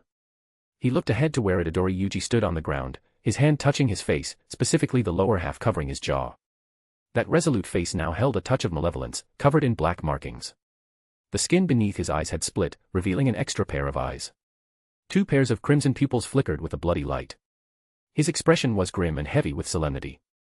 Seeing Itadori's current state, vastly different from before and radiating a wicked aura, Ren remained calm. He had clearly expected this. So, it's Sukuna. After swallowing 2 fingers, Itadori Yuji either couldn't suppress Sukuna's power or had made some deal within his consciousness. Regardless, Sukuna had taken control of the body. The will standing before Ren now was undoubtedly Sukuna's. In the distance, the Kyoto students and teachers, Kusakabe, Panda, and even Yuki Tsukumo, who had just recovered from her pain, felt a sudden tightness in their chests. The very air seemed to have grown heavier. Looking up again, they saw Sukuna awakening within Itadori's body. It's Sukuna. Sukuna's awake again. He turned Shibuya into a wasteland last time. How much destruction will he cause now? Damn it. Damn it all. Wait, Sukuna looked strange. Everyone focused their attention on the distant Sukuna. They saw him standing perfectly still, his expression heavy. Ren looked at the figure ahead, his brow furrowing slightly. He remembered that Itadori Yuji's limbs were bound by Kido, making it impossible for him to even stand, let alone move. Even if Uchiha Ming had used a low-numbered Kido, it wasn't something the current Itadori, no, Sukuna, should be able to break. Ren's gaze shifted, scanning the ground. He saw severed legs and arms with clean cuts scattered on the ground, blood still flowing. The realization hit him immediately. I see. Sukuna must have realized he was bound the moment he manifested and simply sliced off his own limbs, then used reverse curse technique to regenerate them, successfully escaping the Kido bindings. It seemed that despite his arrogance, Sukuna possessed a certain level of quick-wittedness. Ren turned his attention back to Sukuna, who was staring directly at him with a look of extreme gravity. Frowning, Ren thought of something and asked, "Can you see me now? Who the hell are you? Among the powerful ones I know, there's no one like you." Sukuna gritted his teeth, forcing the words out. His deep voice lacked its usual playful arrogance, sounding entirely serious instead. His 4 eyes were fixed on the black figure, his spirit tense, not missing a single movement. The men before him didn't radiate any aura, yet he gave off a sense of danger Sukuna had never experienced before. When the man's gaze met his, Sukuna felt like he was facing an absolute predator, while he was merely the prey caught in its sights. In this moment, he felt unprecedentedly small, like a fish on a chopping block, waiting to be slaughtered. Sukuna felt an unbearable suffocation. His thoughts and will were nearly impossible to maintain. Curse it. Asterisk to make me, the strongest king of curses, feel such extreme emotion, who is this person? Asterisk. Are you, really human? No. Ren shook his head slightly and stepped forward. So you really can see me. From what Ren knew, Sukuna could interact with the soul. Seeing his spiritual body now wasn't particularly surprising. Watching the figure approach step by step, Sukuna felt a monumental pressure, like a surging tsunami. And he, the strongest king of curses, was like a small boat that could be crushed and dragged under at any moment. Sukuna gritted his teeth, enduring the mountain-like weight. An unprecedented panic crawled over him like a parasite. From within Itadori Yuji's consciousness, he hadn't had direct contact and thought this was someone he could easily deal with. But now that he had manifested and faced him personally, he never expected to find himself in such a predicament. The men said he wasn't human. Then what was he? A god. But Sukuna himself was the fallen one. Maintaining a final shred of defiance through the struggle, cursed energy surged from Sukuna. He was about to use his technique to launch an attack. But a shadow suddenly loomed over him. That incredible figure appeared before him with unbelievable speed. So fast. Sukuna flicked his fingers, sending out slashes. Swoosh. Swoosh. Swoosh. But these attacks couldn't even touch Ren. The moment they reached him, they were shattered by the faint spiritual pressure radiating from his body. So tough. Sukuna was stunned. His attacks were like tofu hitting an immovable wall of steel, disintegrating upon impact. Just as he was about to attack again, he saw a large hand reaching for his face, firmly clamping down on his lower jaw. His soul shuddered, immediately bound by a crushing weight. Under this exaggerated pressure, his will nearly faltered, and the technique he was about to activate was forcibly interrupted. Lifting Sukuna up, Ren spoke softly, "Itadori, rest easy. This might actually be a good thing for you." Upon touching Sukuna, Ren used his spiritual pressure to pin down Sukuna's soul, rendering him unable to move. Although Sukuna had reached the level of the soul, in terms of both quality and quantity, he was nowhere near Ren's level. Ren raised his Zanpakutō high. The blade gleamed with a clear white light as it descended gently, the edge touching Sukuna's shoulder. Sever now the karmic ties between you two. Ren didn't use force. Relying purely on the Zanpakutō's own weight, the blade cut into Itadori's body, piercing through flesh and bone as it slid down rapidly. It was a simple swing, yet it moved as smoothly as if it were cutting through air, meeting no resistance whatsoever. Swoosh. An almost imperceptible sound rang out as the blade passed through Itadori's body, exiting through his lower abdomen. Ren pulled back his strength just in time, gripping the hilt to hold the Zanpakutō steady and preventing the blade from touching the ground. His blade was exceptionally sharp. Even without a designated target, its mere weight would have created a fissure through the entirety of Japan if it hit the ground. Yet, despite being cut through by this strike, Itadori Yuji's body showed no signs of damage. Not only was he not split in two, but even his clothes remained completely intact. Ren let go, and Sukuna fell to the ground, stumbling back 2 steps while clutching the area where he had been struck. There was no pain, no itchiness, it was as if nothing had happened. But within his consciousness, it felt as though he had heard the sound of something being severed. It was a crisp sound, yet one that was impossible to pin down. What did you do to me? Sukuna demanded with a dark expression. As soon as the words left his mouth, a powerful repulsive force erupted from Itadori's body, rejecting his will. It was trying to expel him. Ugh. Arg. Ren watched Sukuna's desperate howling with an indifferent expression, though a hint of satisfaction flickered in his eyes. Good. After achieving Bankai, the fundamental nature of his Zanpakutō hadn't changed much, it simply meant there were more things he could cut. This strike wasn't a steel blade meant to rend flesh or break bone, and what it severed wasn't the life of either Sukuna or Itadori. His true target was the settlement of grievances. To sever karmic ties, to sever fate, to sever karma. Liberation from one's karma. The goal he had set for this strike was to completely sever all connections between Sukuna and Itadori Yuji. After enduring this strike, the two would have no further relation. Even if Itadori Yuji swallowed other fingers of Sukuna in the future, he wouldn't be able to house him. Instead, they would repel each other and separate. The massive Zanbato in his hand glowed with white light and rapidly shrank. As the light faded, Ren's Bankai reverted to its usual Zanpakutō state. Holding the Zanpakutō, he looked ahead. Sukuna's body swayed, his footsteps unsteady. He clutched his head, thrashing left and right, letting out animalistic roars. Arg. What is this? Shut up, brat. The voices of Sukuna and Itadori intermingled, ringing out sharply across the empty land. As he thrashed his head, after-images appeared around his shoulders. Through his struggle, they gradually solidified into two heads. One was Itadori Yuji's head, the black markings and extra eyes gone, returning to his original appearance. The other head looked far more eerie. It was a size larger than Itadori's, with short red hair and a strikingly exaggerated face. One half of the face was covered by a bony plate with two vertical eyes, while the other half had normal skin but also featured two horizontal eyes. Ryomen Sukuna. This was the true face of the King of Curses. Ren looked at Sukuna's true form. Though strange at first glance, it did possess a certain majesty. Behind this head, Itadori's upper body also began to split, revealing Sukuna's torso. His frame was also much larger than Itadori's, his skin etched with black markings, and he had four arms clawing at the air. Forearms pressed against Itadori's body and face, his expression twisted in a snarl, as if trying to rip his entire being out of Itadori's body. Fine, let me help you out. Ren stepped forward, grabbing Sukuna's hair with one hand and placing a foot against Itadori's waist. He exerted force with his arm and gave a sharp pull. Arg. Itadori and Sukuna roared in pain simultaneously. With Ren's help, Sukuna's waist emerged from Itadori's body, followed by his legs and feet. Squelch. The sound of tearing flesh rang out as Ren pulled Sukuna's body completely free from Itadori. With a casual toss, he threw Sukuna onto the ground. Ren glanced at Itadori. Itadori was panting heavily, lying exhausted on the ground, soaked in sweat. Forcing himself up, he raised his head to look at the equally disheveled Sukuna before him. His vision blurred and then focused. Sukuna. So this is your true face. Sukuna lay on the ground, having been forcibly separated, which had drained much of his energy. However, he was still much stronger than Itadori. Using his forearms to push himself up, he slowly stood from the ground, his chest heaving as he looked at the black figure. Huff, separating me from this brat. Was that your goal? Ren gripped his sword and walked slowly toward Sukuna. Not the goal, but a means to an end. Now, it's time to offer your power to me. Before Sukuna could react, Ren blurred, instantly appearing in front of him. The blade lightly touched Sukuna's chest. Connect.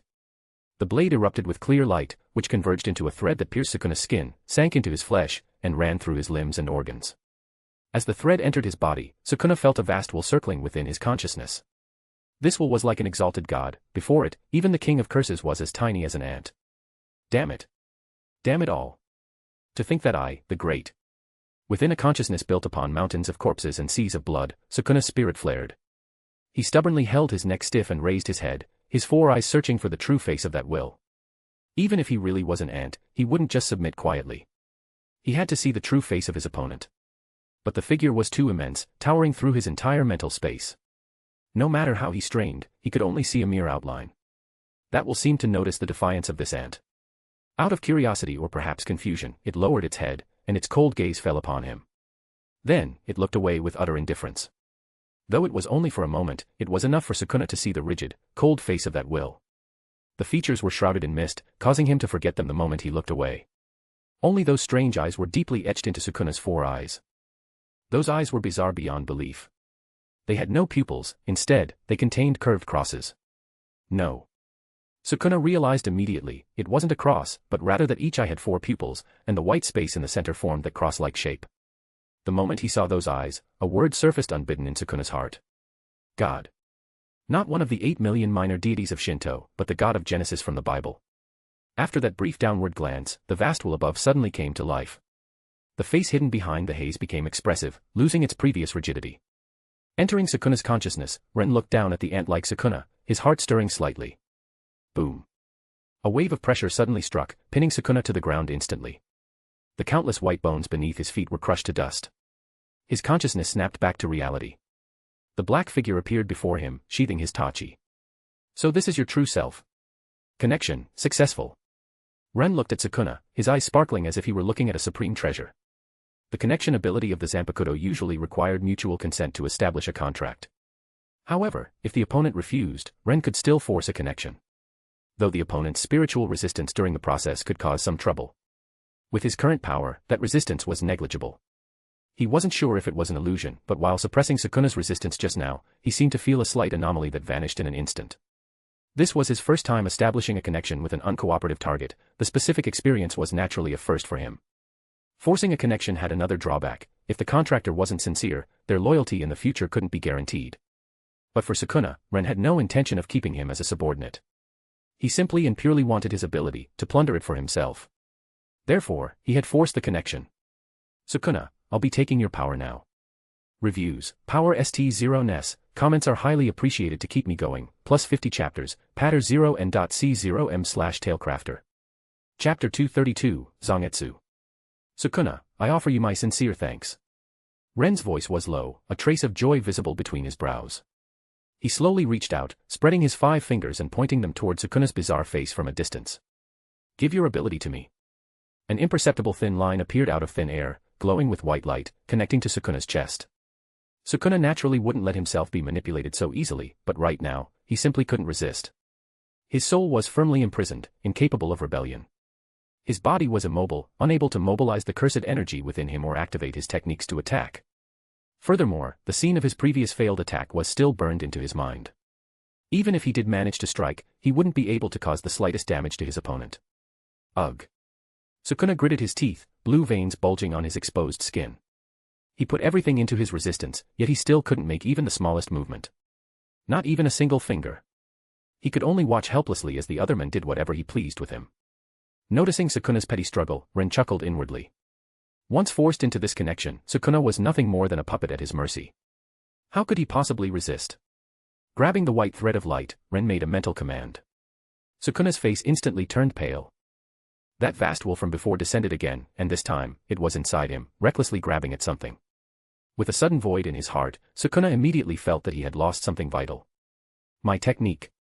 He stole my technique. His eyes widened, his pupils trembling violently as he looked at the men before him in disbelief. He had actually usurped his innate technique. How was this possible? An innate technique was a power he had possessed since birth, it was fundamentally a part of his body. Now, it was being plundered at will. To be able to do such a thing. Was he truly a god? Ren closed his eyes, sensing carefully as he digested the ability he had forcibly seized. Once hooked by his connection ability, the contractor retained their personality and soul, but in essence, they became an external avatar, one of many lives connected to him. The contractors were him, and he was the contractors. Whether it was devil fruits, the Sharingan, or any other ability, they were all his power, merely left with the contractors for convenience. If needed, Ren could use them with the contractor's consent. However, in an emergency, Ren could simply take them by force, even if it meant violating a vow or two. He could just return it to its original place afterward. But for Sukuna's ability, Ren had taken it by force with no intention of returning it. He planned to occupy it permanently. After thoroughly digesting this power, he slowly opened his eyes, unable to contain the delight in his gaze. Excellent. Truly excellent. A smile broke across Ren's face as he praised the result repeatedly. It was indeed the ability best suited for him. It seems your plan was a success, Lord Ren. To think a man as serious as you could actually show a smile. Mayuri Kuratsuchi's voice rang out nearby. His bizarre black and white makeup gradually emerged from the gloom as he walked to Ren's side with small, quick steps. Mayuri, I wouldn't call my personality serious, would I? Ren turned his head, his voice still tinged with excitement. Following Mayuri, the figures of Senju Tobirama and Toji flashed into view, with Uchiha Ming arriving a step late. Uchiha Ming had brought Mei Mei along, so he was naturally slower than the 3 who arrived empty-handed. Ren looked at Senju Tobirama, gave a slight nod, and joked with Mayuri, "If you want to talk about serious personalities, that would be Tobirama. He's far more earnest than I am. I do not deserve such high praise from my lord." As usual, Senju Tobirama kept a stiff face, his expression cold and humorless. Ren didn't know whether to laugh or cry. "I wasn't praising you, I was just using you as a comparison." Tobirama's expression remained grave. As members of the Zanpakutō walking in the shadows, serious and earnest are the best evaluations we can receive. "I suppose you're right." Ren chuckled to himself. Seeing the others arrive but noticing Mahito and his group were missing, he asked, "Where are those others?" "They were in the way, so I tucked them away." Mayuri pulled a bead the size of a fingernail from his robe. It was made of glass, its surface etched with tiny black patterns. It looked misty, yet one could still see inside. Ren looked and saw 3 figures suspended in the center of the bead. It was Mahito and the other 2. Mayuri introduced it. "This is a convenient tool I recently developed by combining Tessai Tsukabashi's Kido. It doesn't just store souls, it can also be used to collect matter. I brought it along for a test run, and it seems to work quite well. It's worth mass-producing." Ren waved a hand. "You and Tobirama work out a plan and see to the mass production." Tobirama nodded in agreement. Mayuri then turned his gaze toward the immobile Sukuna. He stroked his chin, an expression of interest immediately surfacing on his face, which even his heavy makeup couldn't hide.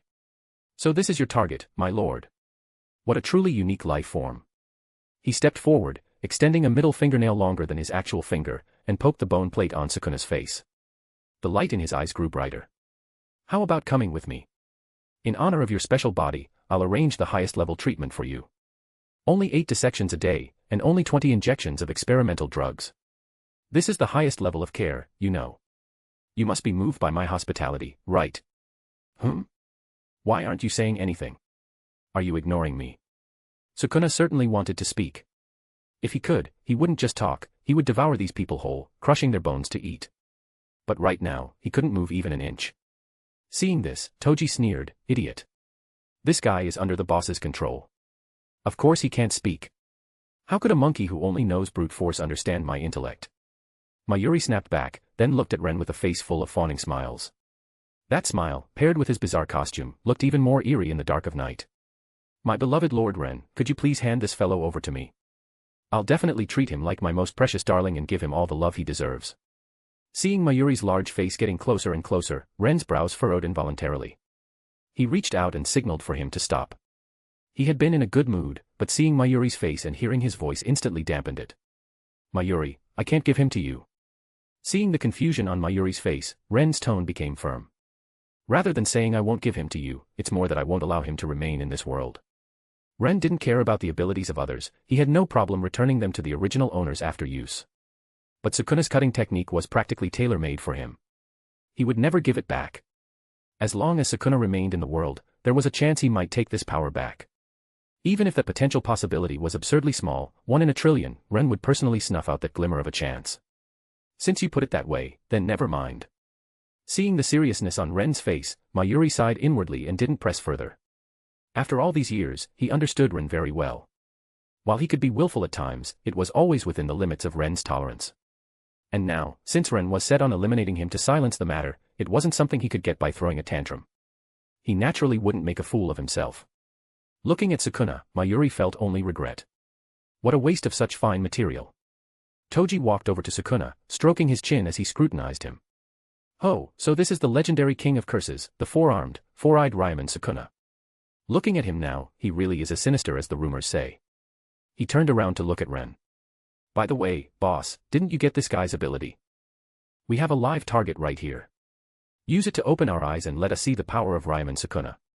Tobirama rolled his eyes and retorted, "Using this guy's own power to kill him, you really have a twisted sense of humor. Isn't it interesting? You see it in those movies and TV shows all the time, the big villains often die by their own power in the finale." Toji waved his hand dismissively. Hearing Toji's suggestion, Ren was taken aback. It was indeed quite a twisted idea. But it was certainly tempting. "You guys step back. Take this Kid Itadori with you while you're at it." Ren's voice rang out. Hearing this, the group immediately retreated behind Ren to avoid being caught in the crossfire of his newly acquired ability. Mei ran over quickly, picking up the limp and weak Itadori Yuji from the ground before scurrying back behind Ren. Seeing everyone had retreated to a safe area, Ren's Zanpakutō glowed with a clear light. With a casual swing, he severed the thread and returned the blade to its scabbard. He extended his index finger, pointing it at Sukuna. It should be something like this. The moment the connecting thread was severed, Sukuna regained control of his body. 4 eyes glared. The man's finger was pointed at him, and the others stood behind him with expressions ranging from mockery and curiosity to utter indifference. Damn it. Such arrogance. They were watching him so blatantly. They were so sure of his defeat, looking down on people should have a limit. Even if his opponent were truly as powerful as a god, he was not one to be caught without a fight. Cursed energy surged from Sukuna as his 4 arms moved in front of him, each forming a hand sign. Even without his technique, he was still the king of curses. He was the fallen. But just as he was forming the signs, a sudden chill washed over him. Alarms blared in his mind as an unprecedented sense of danger struck. Whoosh! An incredibly fast slash arrived. Before Sukuna could react, he felt his body turn cold, and the world in his eyes was suddenly split into left and right halves. Before his consciousness vanished, his final thought was one of self-mockery. He never imagined that after reigning invincible over the world, his ultimate end would be dying by his own technique. How ironic. A single slash split Sukuna in 2. Ren nodded in satisfaction, secretly pleased. It really is a convenient ability. With a thought, he waved his hand. Countless slashes instantly erupted, dense and covering every angle, falling upon Sukuna's split, yet to fall corpse. Whoosh whoosh whoosh whoosh. A continuous, sharp sound of breaking air rang out. Under the infinite slashes, Sukuna's corpse was instantly turned into a cloud of blood mist, and a thick scent of iron filled the air. Blood and bits of flesh, accompanied by white bone fragments, pattered down, drenching the ground. In just an instant, Sukuna had been finely minced by Ren. Itadori Yuji's eyes were wide. He couldn't see the spiritual bodies, but he could see the once insufferable Sukuna split in 2 in the blink of an eye, followed by him turning into a puddle of shredded meat. What on earth just happened? Even now, he still couldn't understand. He looked up at Mei Mei beside him, his eyes filled with a plea. Miss Mei Mei, at least let me die knowing the truth. Mei Mei looked at the puddle of shredded meat in shock. To think the legendary king of curses would end up like this was truly unimaginable. Hearing Itadori's low inquiry, she snapped out of it and crouched down to comfort him. Relax, Itadori-kun. We aren't interested in you right now, we won't hurt you. In fact, you should consider this a good thing. From now on, you're free, no longer plagued by Sukuna. To be honest, she didn't quite understand what had happened either. What the Shinigami did, and what he did to Sukuna, though she saw it, she couldn't fully comprehend it. But thinking it was the work of the Shinigami made it easier to accept. Watching Ren's precise movements, Mayuri was still mourning. What a pity. There's nothing to be pity about, Toji said. If anything, the boss was a bit excessive. He didn't even leave a corpse, and even the soul was blasted into oblivion. You have the nerve to say that. Weren't you the one who asked our lord to attack him? Tobirama retorted. At that moment, Ren suddenly turned to the group and asked, what's the distance between the earth and the moon again? Toji thought for a moment and replied, perigee is about 360,000 kilometers, and the farthest is over 400,000. He suddenly realized something, and his eye twitched. Boss, are you asking because? I'm testing the maximum range of the technique. Ren spoke as if it were the most natural thing in the world. I can't exactly fire it at the ground. If I accidentally split the earth, it would be my sin to have killed so many people. If you split the moon, boss, the people on earth won't have a way to live either. Toji quickly tried to stop him, terrified. Though he was a piece of trash, he couldn't bear the thought of harming everyone on earth because of him. He didn't have that big of a heart. Besides, his son was still alive and kicking on earth. True. Hearing this, Ren thought about it, Toji had a point. Such a great distance, and with a newly acquired power, he surely wouldn't be very proficient with it. If he used too much force and split the moon, the earth wouldn't be far from an ecosystem reset. If he held back his strength, leaving just a single mark on the moon's surface should be fine. Then never mind. Just take it as a joke. That joke is way too scary. Toji wiped the cold sweat from his forehead. Seeing Ren's serious expression just now, he didn't look like he was joking at all. This kind of joke was not to be made. In just a brief moment, his clothes were almost soaked with sweat. Ren was about to speak when he felt a thread in his consciousness being tugged. It was Shursue. At this time, Shursue should be guarding the house. Sending a communication for no reason was definitely no small matter. After listening to Shursue's report, Ren suddenly looked up at everyone, his brows furrowing. Ren's serious expression immediately caused the group to tense up. Tobirama asked, "My lord, has something happened?" Ren nodded, his face grave, yet showing an irrepressible tinge of urgency. Something happened at home. I need to head back first. You guys clean up here. With that, he tore through space. Just as he stepped into the pitch-black space-time corridor, he stopped and turned to the others. Mei, your pay will be deposited into your account. Use the remaining time to continue searching for Sukuna's fingers. Toji, remember to give my regards to Megumi. Without waiting for a response, Ren gave a casual wave and stepped into the darkness. The Lord Shinigami is certainly a man of action. The boss said something happened at home. Could it be that a child is about to be born? Who knows? As they spoke, the shattered space gradually repaired itself. Just as they were about to continue their work, they saw Uchiha Ming looking up, his Sharingan active, staring blankly at the sky. My lords, look, the moon. The moon? What about it? Everyone looked up toward the moon hanging high in the sky. The moon today was not full, and on its patterned surface of light and shadow, a faint line was carved across it, incredibly conspicuous. This. He actually did it. When did that happen? Phew, fortunately, it's just a shallow mark on the surface, not too deep. That's terrifying. Reviews, Power ST0NES, comments are highly appreciated to keep me going, plus 50 chapters, patter 0n.c0m/tailcrafter. Chapter 233, Shihoin Tuchira. Shursue, what's going on? Yoruchi said it would be a few more days, so why is it so early? Having just returned home, Ren didn't even have time to change before summoning Shursue. He hurried through the night toward the courtyard where Yoruchi was staying. Shursue followed close behind, his face full of guilt. It was my failure to keep watch, please punish me, my lord. Get to the point. Yes. Shursue opened his mouth, hesitating slightly. Lady Yoruchi couldn't sleep tonight, so she found Lord Yushiro to play video games. And then. Yoruchi's habits were like a cat's, she loved staying up late, and Ren knew this well. After she became pregnant, Ren had tried to advise her countless times, but she simply couldn't change her ways. In the middle of the night, Yoruchi's eyes would shine with startling brightness. Even if he forced her to close her eyes, she couldn't sleep. Sometimes, Ren himself was forced to stay up late just to keep her company. Seeing Ren's urgency, Shursue gritted his teeth and blurted it all out.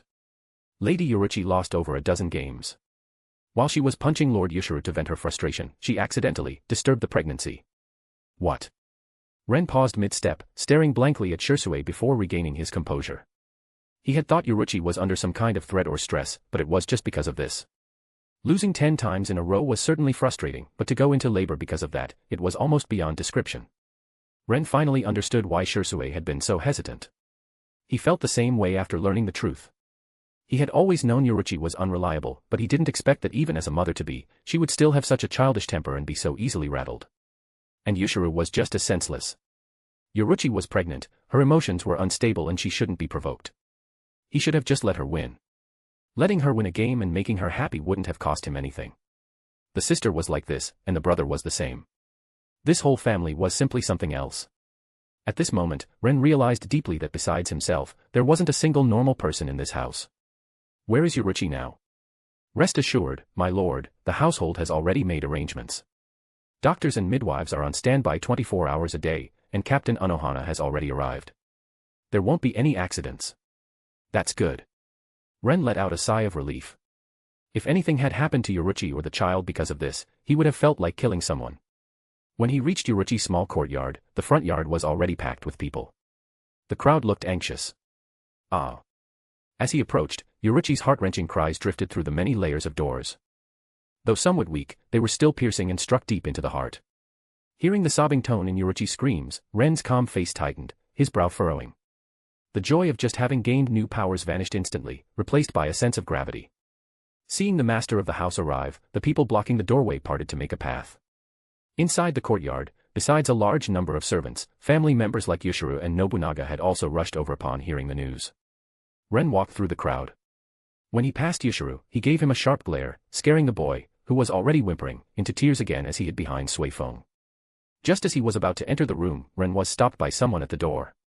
Standing guard at the door was a man in a shihakusho, handsome with fair skin. Seeing this person blocking him, Ren's voice became urgent. Sinasuke, move. I need to see Yoruchi. The man before him was Yamada Sinasuke, Ren's junior from the Shino Academy and the current vice-captain of the 4th Division. He had come to the Shihoin house along with Unohana Retsu. Seeing Ren, Sinasuke's cold expression softened slightly, but his feet didn't move an inch as he remained in Ren's path. I understand your anxiety, senior, but even you cannot go in. You smell of blood. Going in there wouldn't help, it would only contaminate the room. Sinasuke's solemn tone served as a wake-up call for Ren, clearing his mind. Yoruichi was in labor.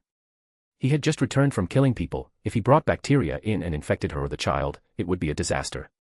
Ren suppressed his internal urgency, forcing himself to maintain a calm exterior. How is it inside? What did Captain Unohana say?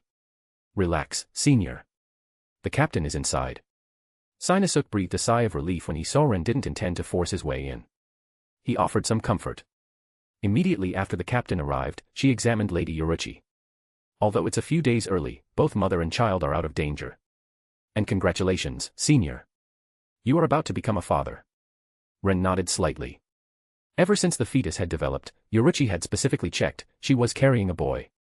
This meant Yoruichi's branch of the Shihoin family finally had a formal heir. Listening to Yoruichi's cries echoing from the room, Ren was silent for a moment before his agitation became unbearable again. I'm glad they're okay, but Yoruichi sounds like she's in so much pain. Is there any way to ease her suffering? Rest assured, senior, the captain will handle everything inside. Nothing will go wrong. Sinasuke's voice was firm, filled with absolute trust in Unohana Retsu. Just then, Yoruichi's scream spiked sharply before fading away, eventually falling into complete silence. Ah. Hearing that sound, Ren snapped his head toward the door. Just as he was about to rush in, Sinasuke stopped him again. Yoruichi went quiet. I'm going in to see, just one look. No, senior. The captain said no unauthorized personnel. Am I unauthorized personnel? You're too dirty, senior. You can't go in. While the two were arguing, the door suddenly opened, and Unohana Retsu appeared with her usual gentle smile. The faint, sharp sound of a baby crying drifted from the room. Everyone surged toward the door, their eyes full of questions as a clamor of voices filled the courtyard. Silence. Sinasuke shouted, cutting through most of the noise, and nodded respectfully to Unohana Retsu. Captain. Sinasuke stepped aside. Ren immediately stepped forward, his fist subconsciously clenching. Captain Unohana, how is Yoruichi? And the baby? Unohana Retsu's eyes crinkled as she gave a serene smile. She scanned the crowd before letting her gaze fall on Ren. Congratulations. The child has been successfully delivered. Both mother and son are safe. Although Ren had known Yoruichi would be fine, he couldn't help but worry. Now hearing the confirmation from Unohana Retsu, he finally let out a long breath, and a look of joy broke across his solemn face. The people in the courtyard, hearing the good news from Unohana Retsu, were about to break into celebration when Sinasuke shouted again. Quiet. Please be silent. Lady Yoruichi and the child need rest. Ren cooperated with Sinasuke's words to avoid disturbing Yoruichi. He turned to enter and see them, but Unohana Retsu stopped him. General Ren, Lady Yoruichi has just given birth and hasn't recovered yet. It's best not to see her just yet. Please wait a moment. At least wash off the smell of blood before meeting them, wouldn't you agree? Hearing this, Ren secretly sniffed himself but didn't smell any blood. He asked Walter to look after the two from the 4th Division, and the whole courtyard remained busy for half the night. Before everything was fully settled, Ren hurriedly changed his clothes and finally walked in with Suifeng and Yushiro. Passing through several corridors, they entered the room. It was brightly lit. Yoruichi lay on the bed with a swaddled bundle beside her, while 7 or 8 maidservants stood guard nearby. Yoruichi. Ren stepped forward quickly. Yoruichi's face looked exhausted, with beads of sweat still visible, lacking her usual boundless energy. Hearing the movement, Yoruichi opened her eyes. Her golden gaze swept over the faces of Ren and the others, a warm expression appearing on her face. The baby. The baby is right here. Ren picked up the swaddled bundle next to Yoruichi, his movements gentle for fear of waking the sleeping child. Looking at the new life in his arms, Ren felt something thick and warm in his chest, followed by an indescribable complexity and a heavy sense of responsibility.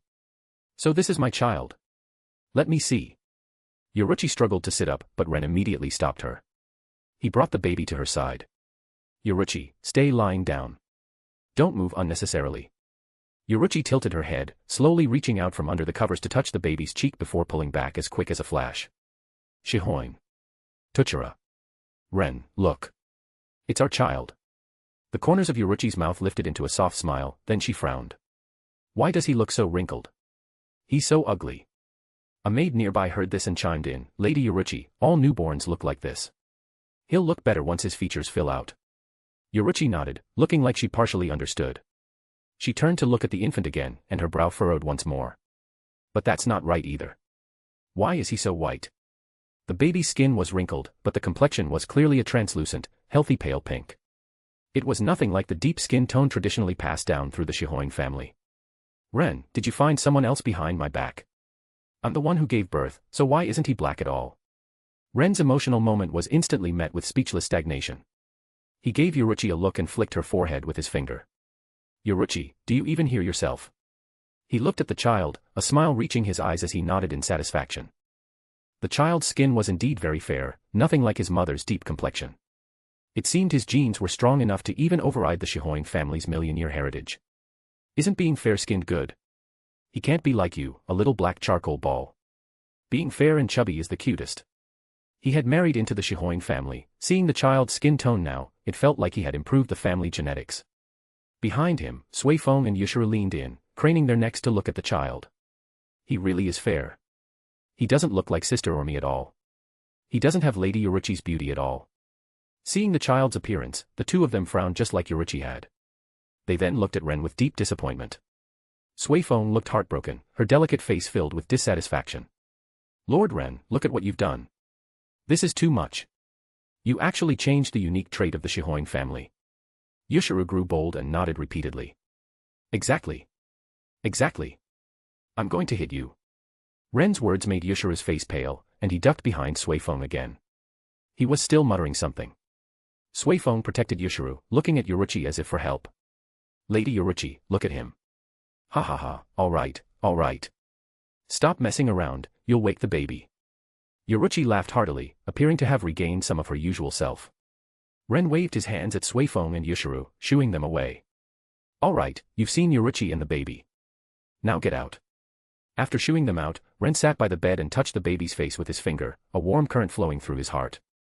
Yoruichi leaned slightly to the side, her gaze moving between Ren and the child, her brow arching slightly. I wonder what he'll look like when he grows up. But looking at these eyebrows, they'll definitely be as thick as yours. What's wrong with thick eyebrows and large eyes? It's very handsome, Ren said. If he's exactly like you, they might be a bit too thick. Yoruichi rambled on, her finger touching the baby's brow, her heroic features showing a hint of tenderness. Seeing Yoruichi filled with motherly gentleness, Ren's heart skipped, and the emotions in his eyes became even more complex. While happy, he felt a weight in his chest that made it hard to breathe. Ultimately, whether in his past life or this one, this was his first time being a parent. He had no idea how to handle it. Taking Yoruichi's hand, Ren finally felt a bit overwhelmed now that he had come to his senses. He could only force himself to maintain his usual composure. He stayed with Yoruichi for a while, comforting her.